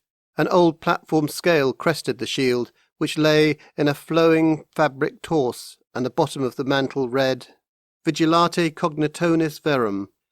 Goosebumps trailed the electric shiver that arced through her every time she viewed the regal symbol and its words of truth.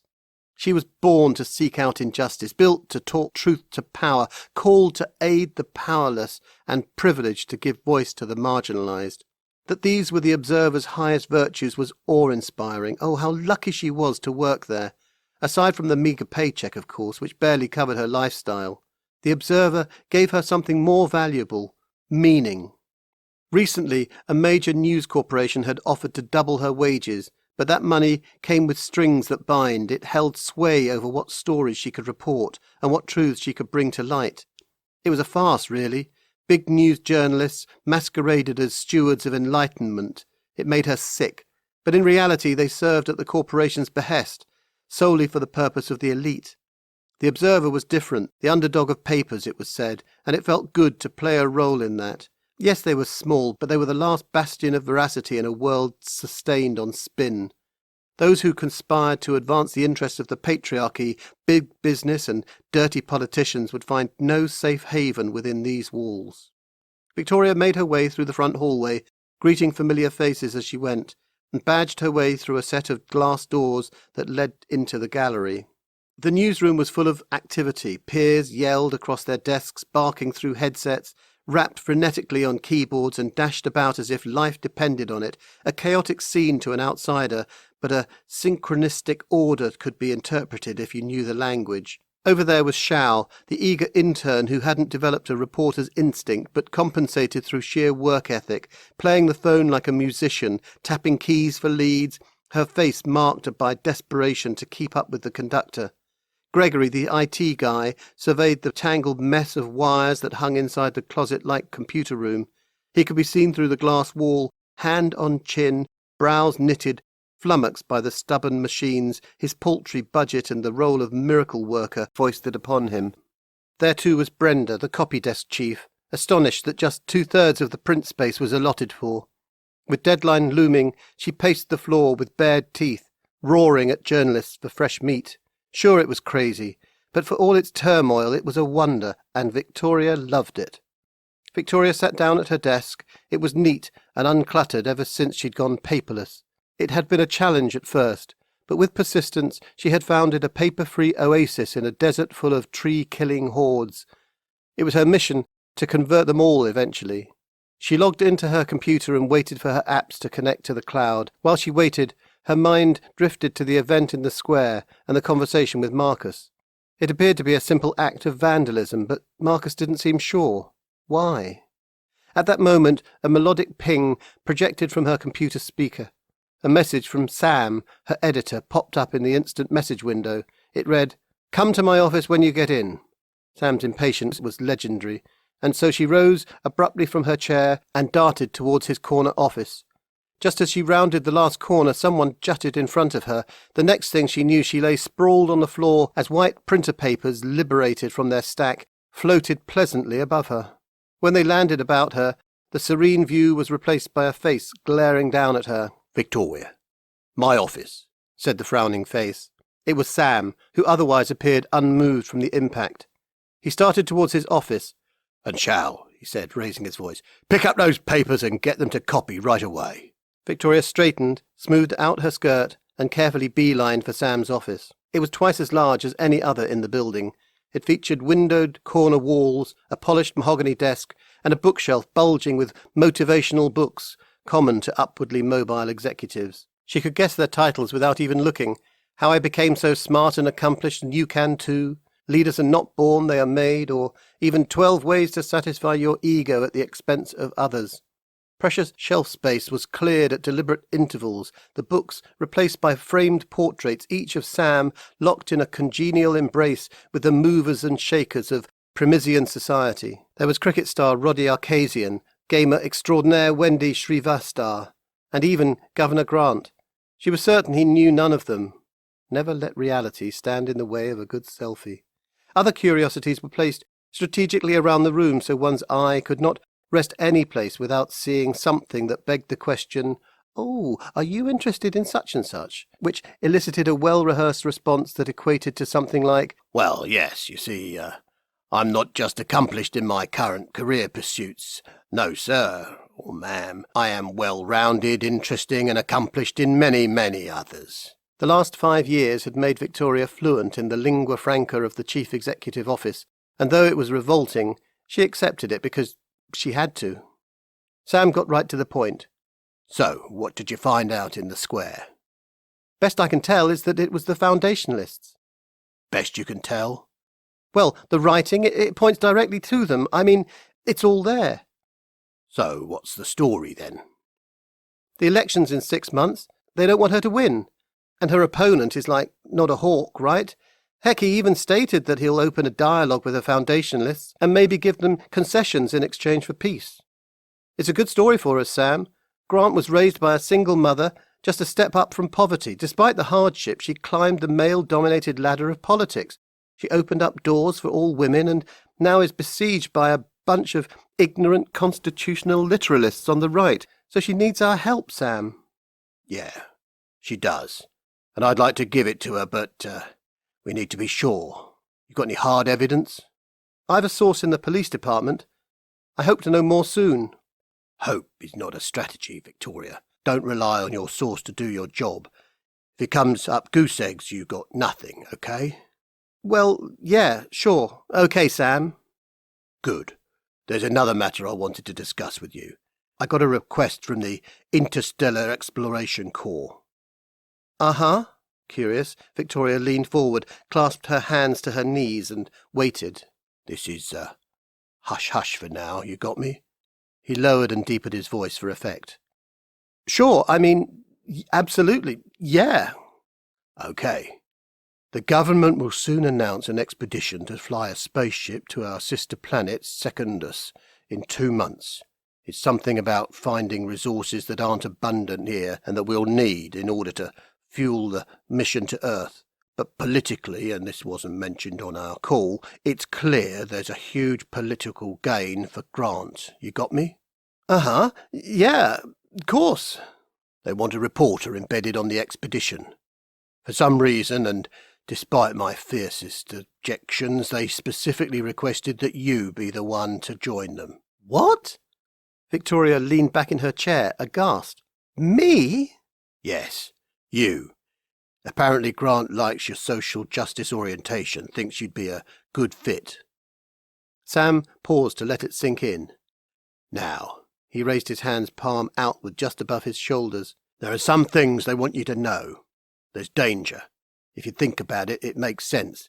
It's the first ever space flight since that one that brought us here. Equipment failure, space sickness, a botched landing, these are just some of the possible risks. Now, I'm assured that our best scientists are all over preparing for this, but it's a first for us, you know." Yeah, for sure it is." "Good. Glad you understand. Oh, and I need your answer by tomorrow morning." "Tell him I'm in," replied Victoria, not missing a beat. There was no way she was going to miss this opportunity. Steeled in her chair, she stared deep into Sam's eyes and squared her jaw. Sam rose with a series of quick nods, and Victoria held his gaze and followed. He knew her as well as anyone, so there wasn't much more to be said. After a long moment, Sam extended his hand, and she shook it, and, with that, his expression changed from one of irritation to pride. She smiled and left the office, wondering what it could all mean. The street sign was cast in the moon's warm glow, so it was easy for Alan to read it as he stood in the long shadows of the dank road. Tavarish Avenue. He had arrived. It was a good thing, too, since the wave of nausea that had swept over him about 4 blocks ago threatened to overwhelm him. But he'd have to fight it a little longer to avoid notice from the man who appeared from the darkness on the opposite side of the road. The man's aimless, slow shuffle implied that he had nowhere to go, and after what seemed like an eternity, he passed out of view. With a hand upon the signpost, Alan stooped over and retched into the sidewalk. A wave of dread enveloped him as he pondered his father's violent death. He wiped his mouth on his sleeve before he steadied himself and straightened. Who had murdered him? And why? The whole thing seemed bizarre, like an illusion. He wasn't supposed to be here, alone on some dim street corner, and the thought swallowed him whole into a dark pit of despair. He thought of Mom just as he often did when the gloom floated in and his mind drifted back to his 12-year-old self, alone in the house when he'd heard the voice from somewhere on the main floor below him. "No," it had said, hushed and muted, as if the intent was to be heard but not widely noticed. Alan had strained in silence just to make sure it was real. When the voice shrieked less than a minute later, Alan couldn't make out the words, but he recognized its tone and character. It was Mom's. He followed it down the stairs, through the hallway, and stood before the doorway to the garage. What was she doing in there? He turned the knob and opened the door. He froze dead in his tracks at the sight of Dad, who was straddling her as she lay face up on the floor. His back was turned to Alan at a slight angle that was just enough to see his hands wrapped around her neck. He squeezed and pressed his weight downward. He was killing her. She looked over at Alan with bloodshot eyes, wide and wild with fright, but her reaction was stranger yet as she seemed more alarmed to see him. She snapped her head back so as not to disclose his presence and re-engaged with her life-or-death struggle, clawing at Dad's face and arms, ripping at his hair, anything to free herself. He remembered how he had grabbed the hammer from the tool bench and without hesitation raised it high as he approached his father from behind, how the rage had overtaken his being and seized his mind while paradoxically in that moment he felt strangely calm, in control, as if he floated outside of his body, regarding it at a distance, and it seemed no more aware of its actions than a robot driven by malicious code. He was just about to strike, to drive the hammer deep into his father's skull, when Mom yelled, "No, Alan, he doesn't know what he's doing," she said. A flicker of recognition washed over Dad's face as he turned and saw the hammer. His grim expression transformed into one of deep shame, and with it he loosened his grip around her neck and raised himself up slowly. His slumped shoulders and downcast eyes were in utter contrast with the man Alan had just seen. He looked more than weary now, confused and exhausted, as if the power that had possessed him ebbed and leaked into the shadows from where it had come. Alan trembled like a leaf in a hurricane as he considered this. How had his father become such a monster? And even more startling, how could he himself have become one? For when he grasped the hammer, Alan had glimpsed a part of him that he otherwise hadn't known existed, and that was now impossible to deny.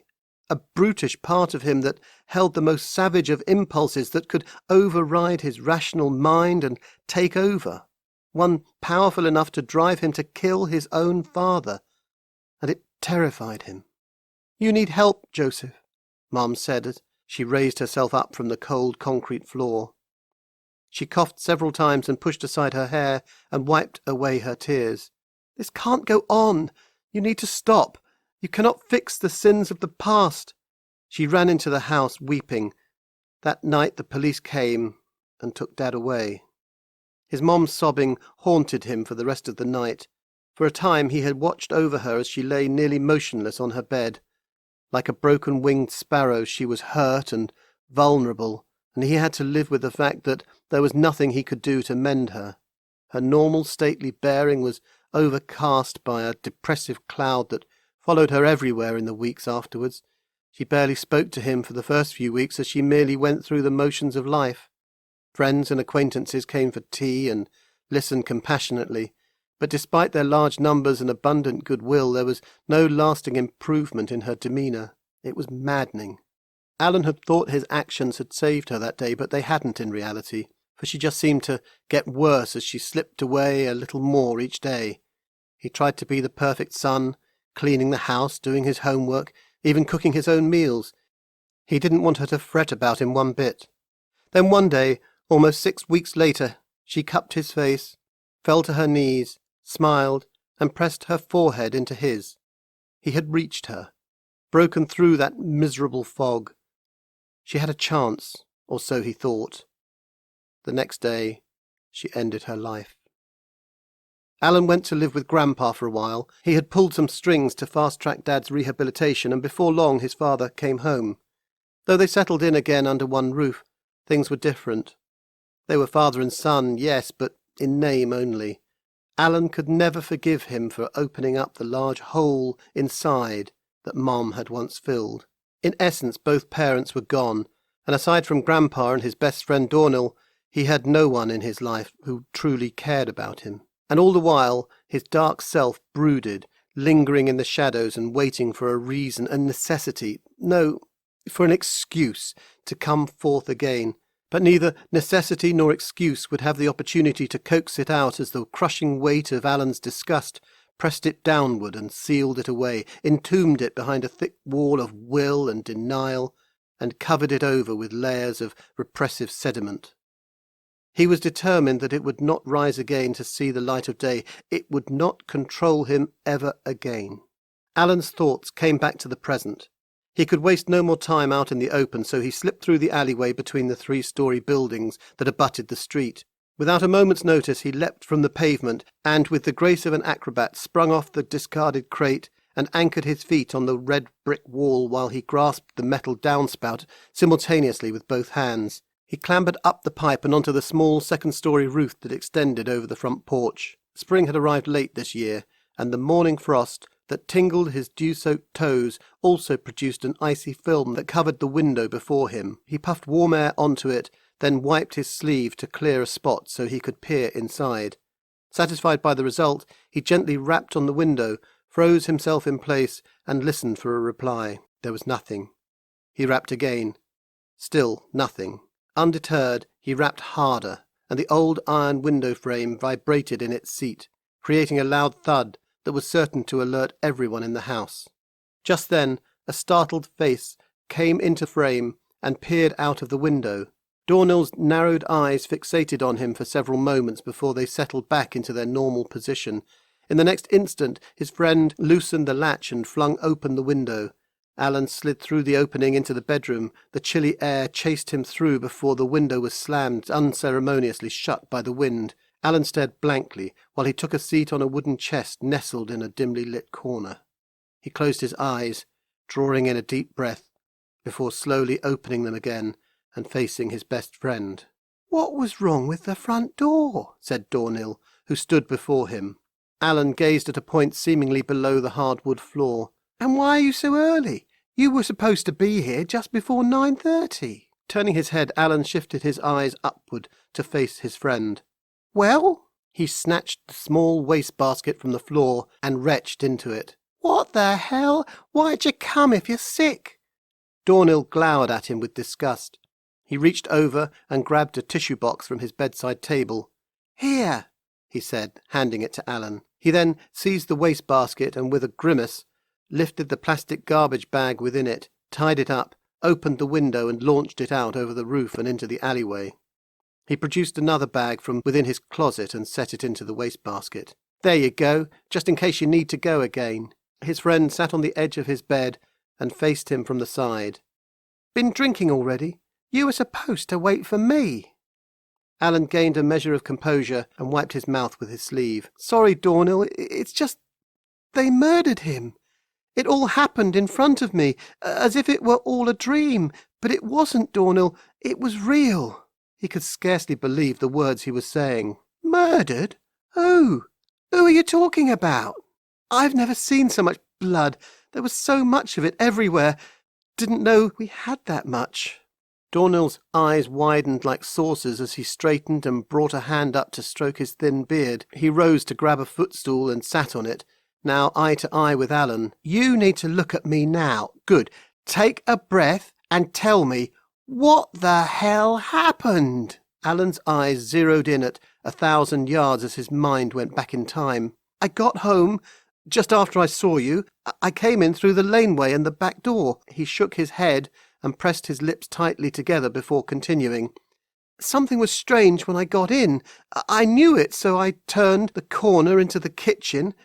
That's when I saw him." "Your dad?" "Yeah, and someone else. A man. I saw him squat down beside Dad. He was lying on the floor." Alan slowed, still staring vacantly as silence hung for several moments. "Funniest thing was, I think he was trying to steal his watch." "What? Are you sure?" Alan didn't respond, just stared at Dornell, who got the point quickly. "Oh, so what did you do?" "I ran at him, surprised him, I guess, and he bolted and squirmed out of the side door. I went after him but tripped down the stairs, and when I got up he was gone. So I went back in to see about Dad, so—" Alan stopped before the story got away from him, surprised at how effortlessly the lie fell from his lips and how easily Dornell accepted it. In truth, he hadn't pursued the man. It was Hazel who had rushed in from the yard, Hazel who had charged the man and given chase. In an unbelievable irony, fear had gripped him twice today. Alan Frederick Jr., grandson of the revered, fearless Alan Sr., had remained still as ice as he'd locked eyes with the intruder. How could he reveal his fright to his best friend when he could barely admit it to himself? Dornell replied without hesitation. And he was dead?" "No, not at that time.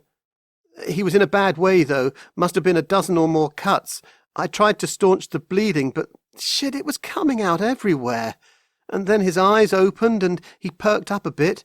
He was weak, breathless, these deep, ragged breaths, but he could talk.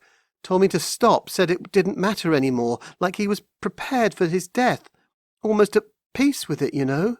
But then the strangest thing happened. He looked at me and pointed to this." Alan pulled his sleeve down and held up his wrist for Dornell to see. "A wristwatch? Really?" Alan nodded. "Let me see it." Alan took it off and handed it to him. Dornell turned it over and back and brought it up to his eyes to examine it. "Nothing here jumps out at me. Looks like, well, a watch. A classic, though. Thing's got a centre crown you unscrew to set the time and the 2 pushers to stop and start the timer function. Don't make 'em like that no more. Where'd you get it?" "It was Grandpa's. As you can tell from the engravings on the back, it came over with him from Earth. Dad gave it to me a few months ago when I left for school this year. I thought he'd lost his marbles, right? But he lay there and pointed to it, and clear as day he said, 'Your grandfather and I tried to atone for his past sins, and this watch is the key to doing that. I wish I had more time to tell you, but just know that it holds 2 secrets, the true legacy of our name and the power to redeem it. There are those who want to abuse that power, so they will come for it. Listen carefully, for the secret to unlocking it lies in the simple instructions that Grandpa has told you many times before. To move forward, see your past, ponder your present, envision your future, fill yourself with purpose, and then the hardest part, act." "Well, what did he mean by all that?" Dornell said, looking flabbergasted. Alan paused in reflection. His mother had said something similar in the garage about the need to atone for Grandpa's sins, but it still meant nothing to him. Grandpa was good, pure, and unblemished, unlike Dad in every way, but what possibly did he have to atone for? I asked him the same thing, but he was fading in and out by then, and he said there was no time to explain, so he said these final words: "They came for it today, and so they will come now for you. Trust only yourself. Run, hide. I love you, son." That was it. He seemed to drift into a deep sleep, and he was gone, just like that. "Alan, I'm sorry." His friend's expression said it all as silence seized the room. There was little more he could say, nothing he could do to heal the deep sense of loss that had overtaken Alan. "So, where the hell have you been since then?" "I searched for Hazel for a while, but couldn't find her in the dark, so I sat there in the park for God knows how long trying to figure it all out." "That's just it, isn't it? It doesn't make sense. An old watch? Murdered for an old watch?" "I know. There's no sense to any of it. It's so strange. I mean, Dad unravelled in his later years, you know that, but he channeled his demons inwards after Mum died. He didn't go out and create enemies." Alan's mind spun topsy-turvy from all of it. He would never speak to his dad again, and despite their differences, it tore him apart. They could never reconcile either. All of what might have been was irreparably lost as Dad joined his mother and grandparents in death. Alan Jr. was now the last of the Fredericks, a name forged by rocket fuel and stardust, relegated to such a frightening and pathetic vessel. A wave of isolation crept in like a rolling fog, intermingled with deep sadness and crushing guilt in an odd concoction of feelings. Like a pent-up geyser, agony roiled within him, compressed by his stoic attempt to bottle it up. He wanted to give in to it, let it burst forth in tears, but not here, not yet. And he attempted to force it back down with an equal measure of rage, but cracks soon formed, and all his attempts to contain it were abandoned. The pain erupted with fury and poured out of the depths of his soul, surging forth and smashing the wall of fear wide open. And as the tide ebbed, something seemed to awaken within him, as if a giant guttural roar were exploding from the hole in the wall and into the wide open space of his soul. His dark self could be contained no longer. Like a lion, it emerged from the shadows and glared about as if seeking some prey. Finding none, the lion gnashed his teeth and growled. "Alan, you okay?" Dornhill seemed alarmed. Alan gathered himself. Something inside him had indeed changed. Yeah. In truth, he wasn't okay. He had lost everything. He was on the run and he had nowhere to go. Dornhill put a hand on his shoulder. "I'll help you find whoever did this. I got your back. You can count on that." "Thanks." The word hung in the air for several moments, and Alan took the opportunity to think on things a bit more. He needed to do something. But what? Who was looking for him, and why? His nerves peaked at the thought. Thankfully he had a friend like Dornhill. Wait, Dornhill? It would be relatively easy for the authorities to connect the dots and realise that he and Dornhill were close. After all, they had been best friends since first grade, and if the bad people Dad talked about could make that connection. "Dornhill, I need a favour." "Sure, what?" "I need to get out of here." "But you just got here." "I told you what my dad said. I need to run, hide. I need to get out of the city, and soon." "For sure, but for starters, you can't go anywhere this late, so jump in the shower and get that blood off you. I'll lay out some fresh clothes and get you some food, too. I'm not that hungry, Dornhill." "Well, you gotta eat, and there's lots of leftovers. I'll pack you a knapsack with some food just in case." "No, thanks, but I think I need to travel light." Dornhill brought his hands up to his chin and looked at the ceiling for a moment. "I'll go out and grab you some cash then. If there are people tracking you, you best stay off the grid, right?" "Yeah, good idea." Dornhill opened his door a crack and surveyed the hallway. "All right, coast is clear. You know where the bathroom is. Towels under the sink. Don't be long. Mum's still up downstairs. Now, I don't know the shit you're in, but probably best no one knows you're here. Yeah, best you rest before you head out again. Take my bed and sleep a while I'm out." Dornhill was halfway through the open door when he whipped his head back towards Alan. "Any idea where you'll head to?" "Not yet. But I need to find out the truth to all this. Who killed Dad and why? I'll shoot past the moons if I have to." Chapter 3. Improvisation. Tyra gazed upon the crowd from inside the lobby of the Primus Rehabilitation Hospital. Its tall, tinted glass panels had a sepia-like hue that created the illusion of an old photograph, and it made her feel as if these events had happened before. "Podium set up, madam," said the voice behind her. "Thank you, Charmaine. Give me 2 minutes." Tyra emptied her mind and focused on her mantras. She needed to be on her game today. A wild cheer greeted her as she stepped outside 2 minutes later. She warmed to it instantly and raised her hands high in the air, causing the crowd to roar with even greater zeal. A good start. However, the thought vanished as she skipped into the parking lot and stumbled on her approach to the podium. A downward glance illuminated the source of her mishap, the microphone's power cord. It lay unsecured on the asphalt and awaited a foot to snare, an inexcusable hazard to her health, and worse yet, her brand. Her image would suffer horribly if the press got even one grainy pic of her sprawled on the ground, but thankfully she regained her balance without breaking stride. Smile. Wave. Perfect. Well, maybe not. The accursed microphone wasn't positioned appropriately to her height. Was it asking too much to set up the damn podium properly? No. Someone will be fired today, she declared in a silent act of defiance. As pleasant as that would be, it would have to wait, and she paused to adjust the microphone herself. Straighten. Position. True. By now the throng of onlookers were waiting patiently, all eyes eagerly cast towards her. And thus she began. Timing, authenticity, charm, on. She beheld each person warmly, uniquely, face to face, even the members of the press. Oh, the press! Their red-dotted resicles followed her relentlessly, dialed into every utterance, movement, or quirk, not in the pursuit of truth, but to expose flaws, and the knives would be unsheathed once those flaws were discovered, but there would be no Ides of March, for there was little utility in a death-stroke. No, a simple cut and twist would be all it took to open the wound and allow the parasites to devour her slowly. But even parasites could be beneficial. After all, the natural world showed that some parasites actually helped their hosts. A symbiotic relationship it was called, and that was exactly the kind she had built with the press. It had taken her years to train them, but she'd done it, and like Pavlov's dog, they salivated in her presence and greedily accepted the scraps of information she tossed out. They loved her for it, and now, hoisted upon their shoulders, she rose to the top of the political hierarchy, cresting a reciprocal wave of ingratiation. Give them what they want, and they will give you what you want. It was all so easy once you understood the game and were willing to suspend reality to play it.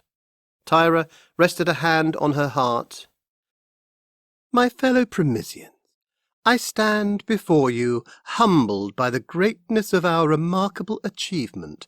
Here we are, millions of kilometres from our cradle, in a world our founders settled for us.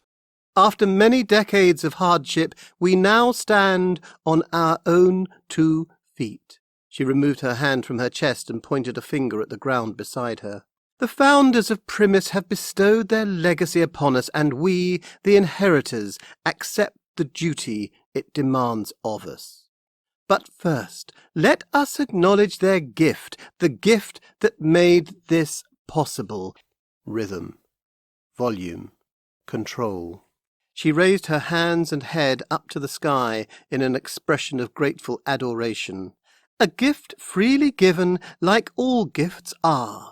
But few gifts are rendered with such personal cost. We know the story. 2 starships travelled across the galaxy and limped into orbit, battered, bruised, and carrying sufficient fuel for only one of them to land. On that fateful night before landfall, the crew of the Renaissance gave the Dominus its remaining fuel, and in doing so, gave us life. Who among you would give your neighbour the last of your fuel so that they could sustain themselves over a brutal winter, knowing full well it would be your family's last? We may not understand from where our honoured ones summoned the courage to make that very choice, but none the less we remember it and honour their sacrifice. A sacrifice for the greater good. Tyra emphasized, with her hands resting flat on the podium, her eyes closed, and a slow bow of her head. She brought her eyes back again on the crowd.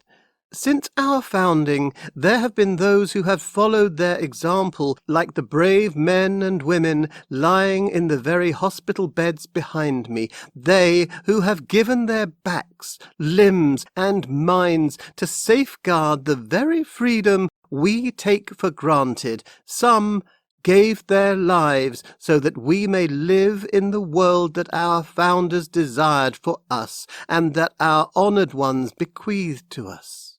The patients here all have suffered greatly from fighting the terrorist organization, the so-called Foundationalist Resistance Army. They all have sacrificed their futures in some way, and it is because of their example that I stand here before you today.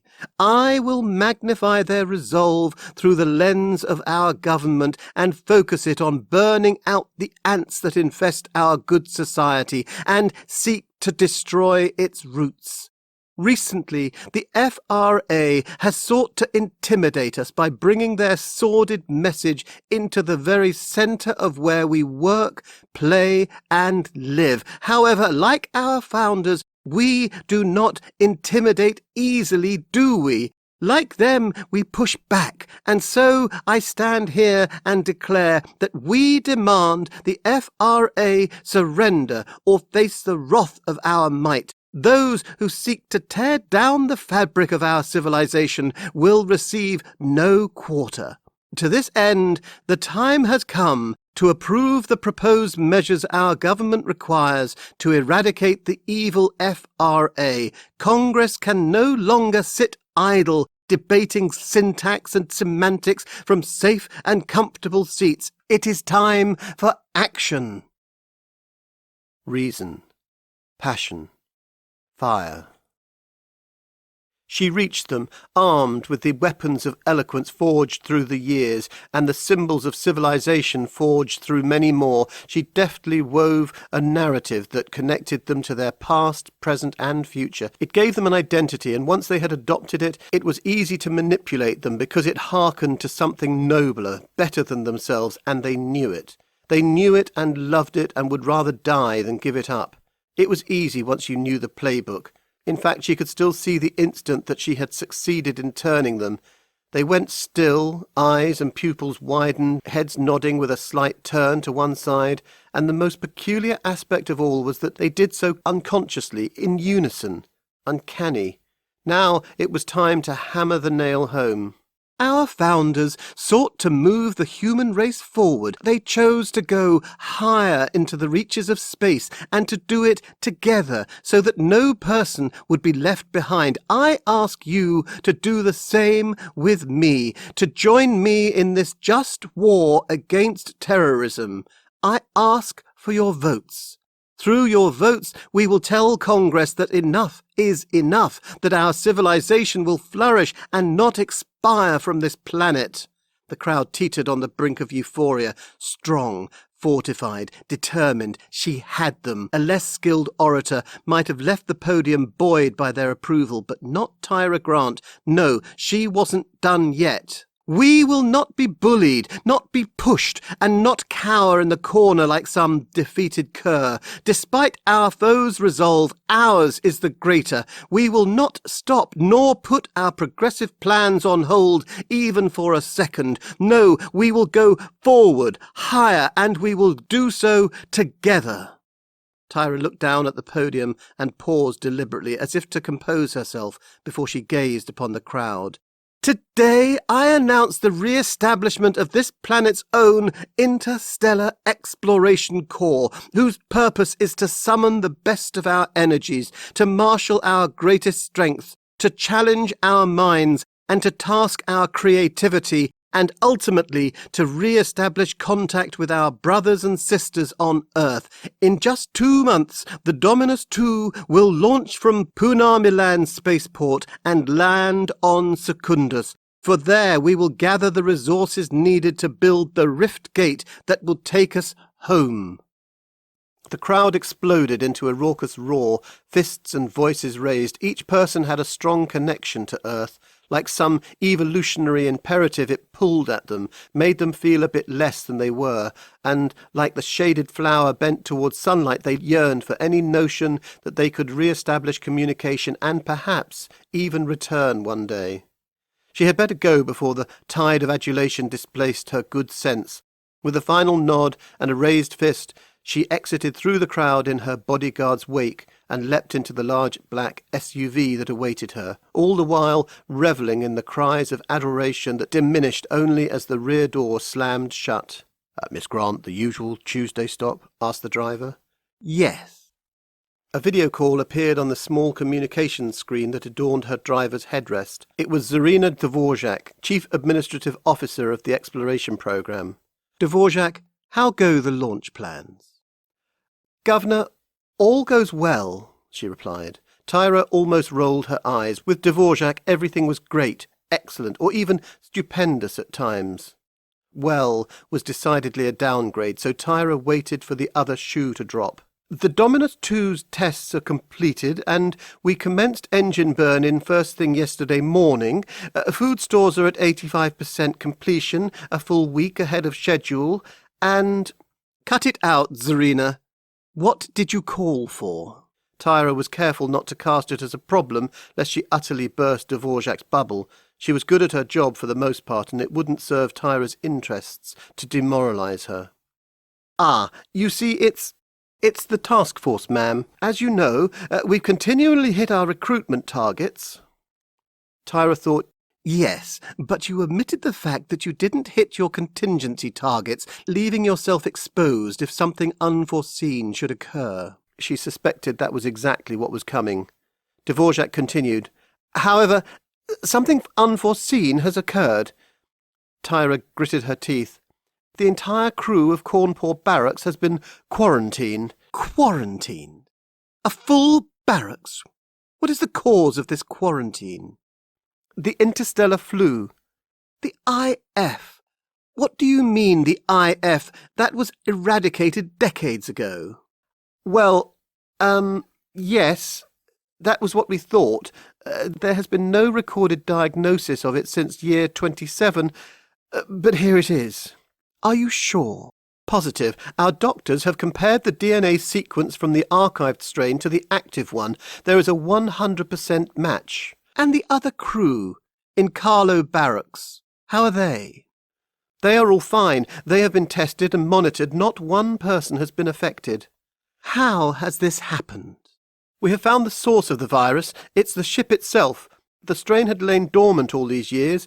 An engineering crew engaged in the last bit of servicing had picked it up from deep within the waste recycling system." Of course, she thought, germs.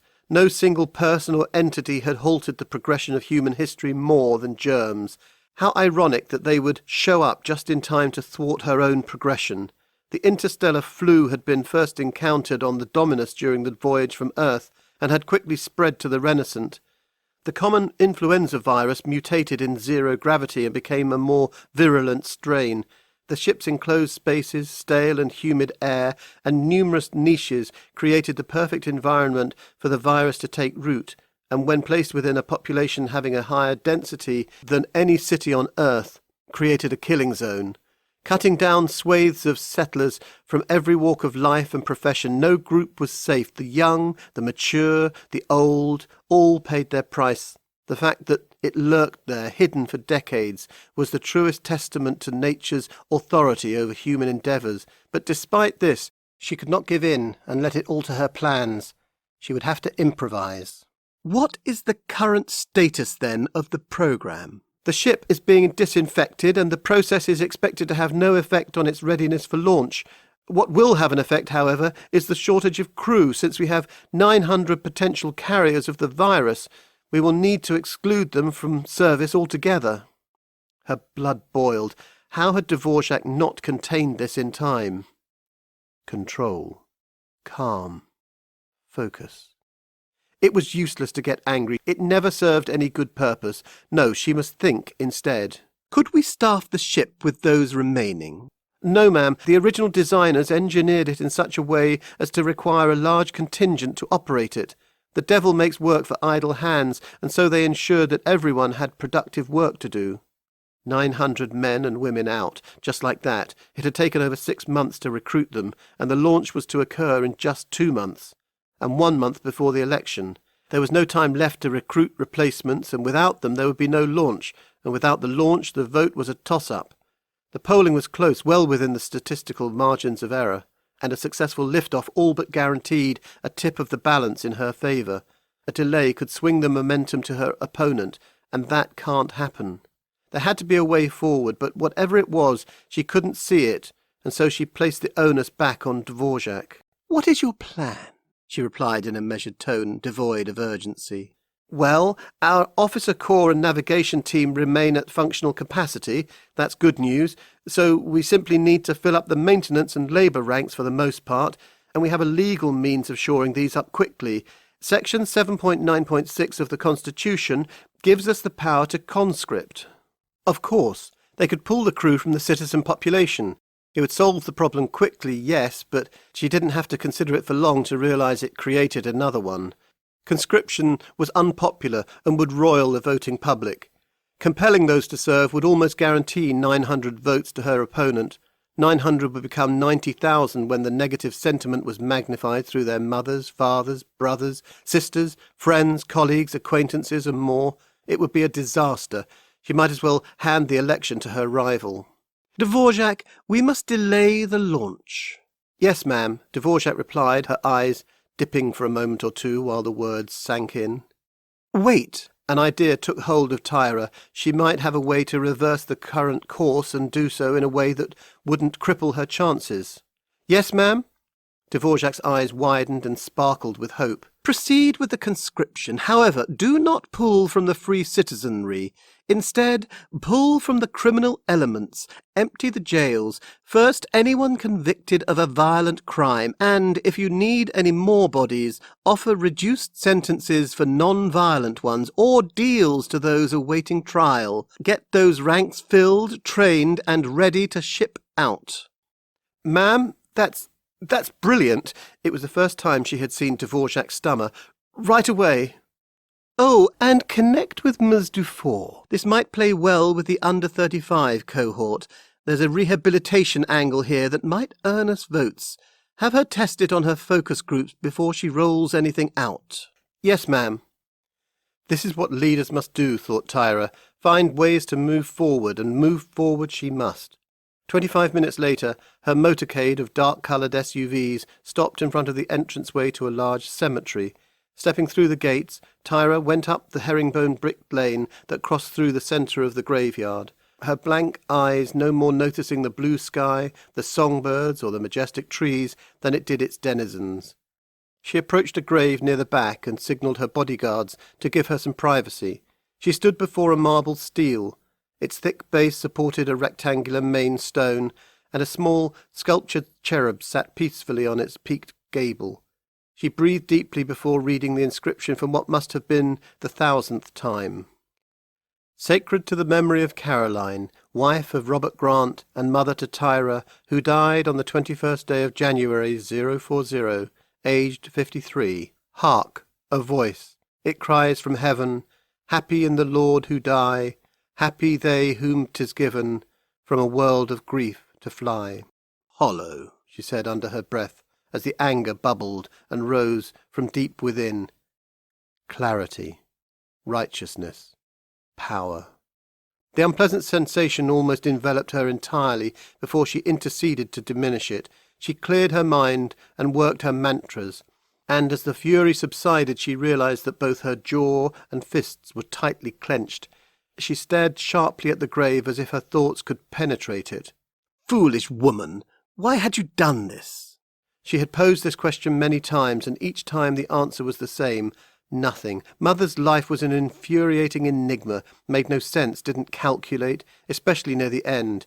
Any rational mind in possession of the facts knew what life was. It was all that is. There is nothing after death, not even darkness, nothing. The choice between living life and succumbing to death was an easy one. You fight. Hang on to every scrap, battle for every shred, claw your way through whatever you must until the candle burns out. What you do not do is cut the wick before its time. Oh, how Tyra had tried to help her, convince her to listen to reason, to listen to the doctors who said they could give her more time. They might have even extended her life for years, but, oh, she was stubborn. Thus, Tyra had resorted to legal means to take control of the situation. However, after all the paperwork was filed and every loophole explored, this effort failed too. since there was no justification to transfer power of attorney to Tyra. Mother, according to the quacks, was perfectly rational, but she wasn't in reality. The rational were inoculated against that viral religion she refused to part with. Prudence, science, ethics, these were virtues of the modern age, not some oppressive morality portrayed in a Stone Age soap opera. Most had discarded those stories like a worn-out rag when they arrived here, but Mom had remained swaddled in them like a comforting blanket. Why? The common sentiment was to leave it back on Earth, but Mom was anything but common or sentimental. No, she clung to that archaic belief system like a log in a raging stream, and no logical lifeline would convince her to abandon it. She was the unshakable, immovable rock, and when the time came to decide, she chose Jesus over daughter. And it was that decision that had brought Tyra here, standing on a bright, cold spring day in the centre of a cemetery, alone. The solemnity of the situation settled in, bringing with it a cool draught of remorse that extinguished the fire that blazed within her. Desolate, sorrowful, crushing. With thoughts untethered by rage, her mind drifted back to happier times, her 5th birthday party and riding the rocking horse for hours, tuck-ins with kisses after story time, driving to debate club and singing in the car the whole way, and of course of Mom, working extra shifts to put her through college. It was that sacrifice that pained Tyra the most. Its toll, when viewed in retrospect, was illuminated in the crags and lines that riddled Mom's once youthful face and in the stoop that formed in her narrow little shoulders. Tyra had scarcely noticed in those days. After all, a parent's curse was to be taken for granted by the child, but Tyra only realized it now, and it was too late. If only she had more time, she would tell her. She said her last goodbye, left the cemetery and entered the back seat of the SUV. She pushed the green button to open the audio, then the yellow one next to it to initiate the noise isolation technology. Her employees were hand-picked for their loyalty, but she could not be too careful. The last thing she wanted was for anyone to overhear this conversation. "Albert," she said, while peering into a handheld mirror and reapplying mascara that had smudged in the cemetery. "This is Albert. What may I do for you, Miss Grant?" "Connect me to Charmaine." Moments later, a face filled the small video screen. "Charmaine?" "Yes, ma'am." "Get me a meeting with Mr. Krieger this afternoon." "This afternoon? He's the keynote at the Building Trades Union conference. He'll be—" "Get me the damned meeting with that bastard. No excuses." Little bells tinkled through the air as Marcus opened the door and stepped into the Spread Eagle Tavern. Its clean, nondescript carpet was enclosed by pine wainscoting, deep-grained and lacquered to a shine.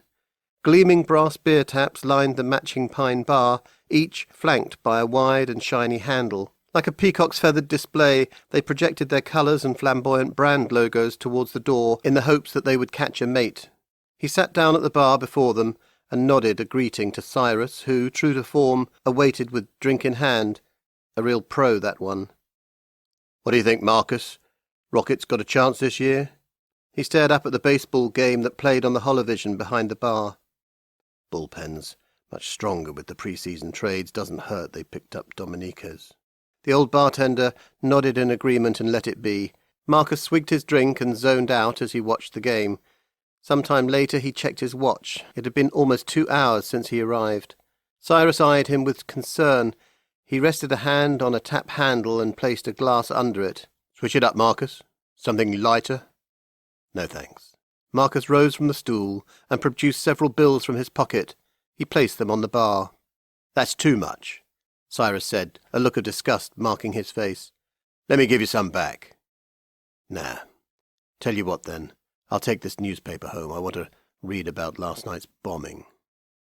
"More than fair trade, Marcus. See you round." He entered his car and punched the dispatch number on the dashboard computer, verifying his identity, and spent the next 3 minutes waiting in a queue for Albert. There was no end to the irritation he suffered when it came to Albert, and to top it off, the computer would get all the credit once the case was solved. Newspapers wouldn't miss a beat, running headlines like, "Albert does it again." Social media would explode with memes like, "I sure wish I had a guy like Albert on my team." And radio talk shows would proclaim that the super detective can't be beat. Marcus's role would be relegated to an understudy, and it was more than a man could take. Albert? Yes, detective? What was the domestic profile of the deceased? Born Joseph Stephen Frederick, in the 4th year after founding, to parents Alan and Jane. Alan Frederick? Frederick wasn't exactly an uncommon surname, however Alan was in a class of his own. The governor of the Dominus? The same, detective. Interesting, said Marcus, absently before he drifted into thought. The governor. He remembered Alan Frederick's place in history from his college studies, as he recalled the technological challenge of moving settlers across the vast expanse of space was overcome by Silas Finch and his team of scientists. They practiced the tools of the trade, logic, rationality, objective observation, and lots of math to devise the rift gate, the propulsion engines, waste recycling systems, and even the cryogenic chambers that housed most of the passengers. However, a greater problem awaited them once the technical ones were resolved, and it was one that even Finch was ill-prepared to wrestle with: human nature. The cruelest part of human nature could easily flare up given the right conditions and wreak havoc on the expedition. What would happen to thousands of people separated from their world and cooped up in a tin can for years? No one knew. Human nature didn't play nicely with the empirical models plied by the numbers people. It neither fit neatly in an objective box nor conformed to a logical framework, and it was anything but rational. No equation could predict the outcome, so the traditional scientists looked to those that could. Earth's finest philosophers, thinkers, and social scientists were sequestered in a remote area near Banff, Canada, to work through the problems. Fortunately, they had good data to draw on, thousands of years of human history. One idea was to control the cosmic citizenry by imposing martial law for the duration of the voyage. Under this regime, the ship's commander would have the authority to adjudicate maritime law and enforce it through a police-like organization.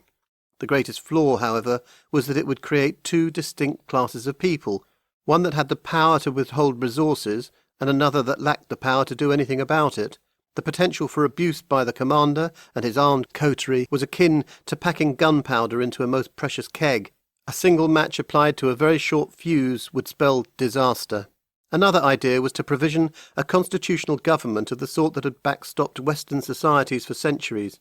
Under it there would be no division between the ship's military branch and the people it was sworn to protect, because the former would be subject to the latter. 12 elected members of Congress would call the shots through the mechanism of democratic processes.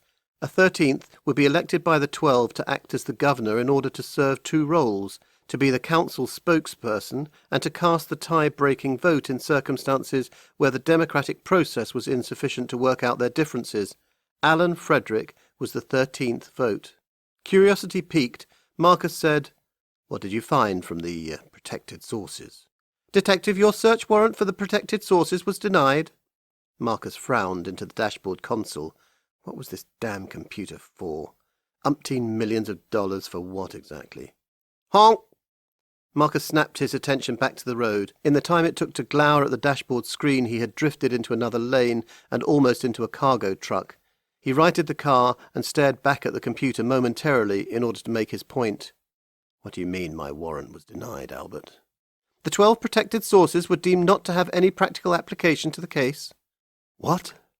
You are kidding, right?" "No, Detective, I am not." Marcus seethed. The bureaucracy never failed to surprise him. Though it was rare for this to happen in such a serious crime, it did on occasion, especially when notable politicians like Alan Frederick were involved. Likely there was some wild card buried within the protected sources that would embarrass the government, but as it stood, he'd have to play without a full deck. "Fine. Give me what you found then, and can tell me." "Subject Joseph Frederick, age 45, primary occupation, retired, formerly self-employed as owner and operator of an electronic component engineering firm. Spouse, Sarah Woodford, deceased 10 years ago by suicide. Son, Alan, via spouse, age 23. No other children." "Parents?" "Deceased." "Outstanding debts?" "Only one, a 48-month automobile lease contracted 4 months ago." "What is the total owing on the contract?" $30,506. "Total cash in all the bank accounts?" $412,798. "Other assets over $5,000 and a total estimate of net worth?" "Just the home, Detective. Given the market comparable resale price, Frederick's total net worth is estimated at $795,000. Transactions over 5,000 settled in the last year. None. Greatest income in any year. Gross or after tax? Gross. $123,934.23. Anything to suggest he had a romantic interest? None. What probability? Less than 1%. My analysis of the subject's historical volumes of emails, texts, chats and GPS data produced no statistically relevant trends. Any warrants or arrests? Yes, one. Marcus took his eyes off the road and stared at the dashboard computer console again. An arrest 10 years ago at the subject's home. Subject arraigned on domestic abuse charges, but they were subsequently dropped. By whom? Spouse, Sarah Woodford. He knew it.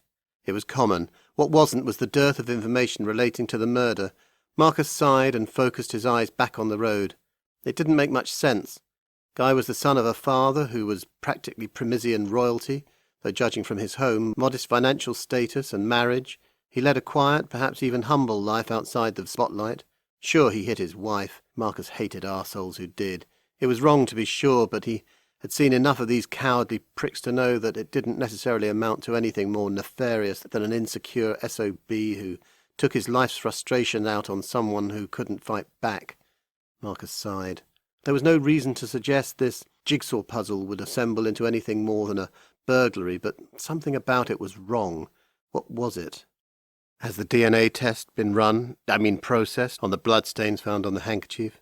Marcus corrected himself quickly. Albert didn't do too well with vernacular. Yes, the DNA results were processed exactly 7 minutes and 34 seconds ago. Well, anyone identified aside from the victim? Marcus was perturbed. Even a child would have inferred why he had asked the question in the first place. Yes, Alan Frederick's DNA was found at the scene. Joseph's father? He asked incredulously. No, his son. Marcus dialed into the significance of this information and chastised himself that he allowed it and Albert to surprise him. What degree of confidence?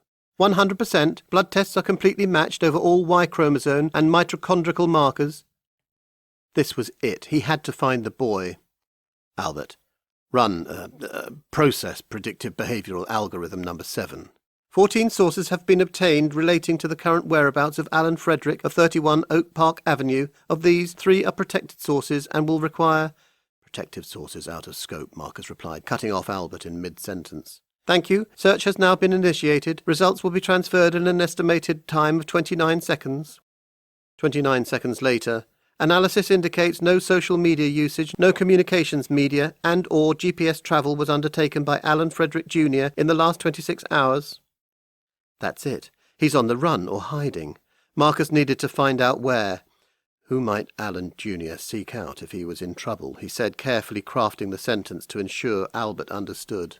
Ontological analysis of social media and communications suggests Dornell de Cruz. The frequency and proportion of their communication occurrences are categorized into themes common to friendship. They interact in virtually analogous social media circles and partake in very similar activities, all of which suggests that Alan Jr. and Dornell are very close friends. Marcus had a hunch. Albert, has Mr. de Cruz made any financial transactions in the last 26 hours? There is just one. Mr. de Cruz withdrew $500 from his savings account earlier today. That was a tidy sum of money. Dornell was aiding his friend. What's Dornell's address? 79 Main Street. Lucky. That was only about 5 minutes away. Albert, load Dornell's address into the GPS. Completed. Marcus hit the gas, manoeuvred through traffic with one hand and operated his mobile phone with the other. He didn't want to route this call through Albert. The less he had to deal with him, the better. The phone connected on the first ring. Hey, Victoria, I need some help. Hey, Marcus! Wait, hold that thought. I got news for you. Hot off the presses. Pardon the bad pun, but I need to tell someone. You won't believe this. Guaranteed. You'll be surprised when I tell you. It'll only take 5 minutes. Promise. Okay. What is it? Over the next 10 minutes or so, she combed over every detail of her appointment with the Exploration Corps. He wasn't surprised by it. After all, she was a talented woman, even if a tad verbose.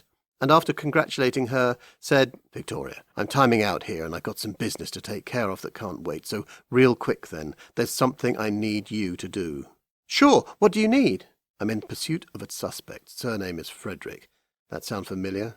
Yeah, of course. The Fredericks were kind of a big deal in the past, you know. The old man's name was Alan, the governor. Right. His son Joseph was murdered today. Alan Jr., the grandson of Senior, is the prime suspect.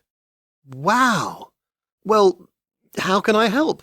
Something feels strange about the crime scene. Something's not right. No clear motive, nothing appears to be taken either. Even a wallet full of cash was ignored. I need to better understand this family. Could you mine your media resources for me and come up with a sort of, profile of them? Sure, Marcus. I'd be glad to help. When do you need it by? Marcus was nearing the address and needed to settle into surveillance mode. Soon.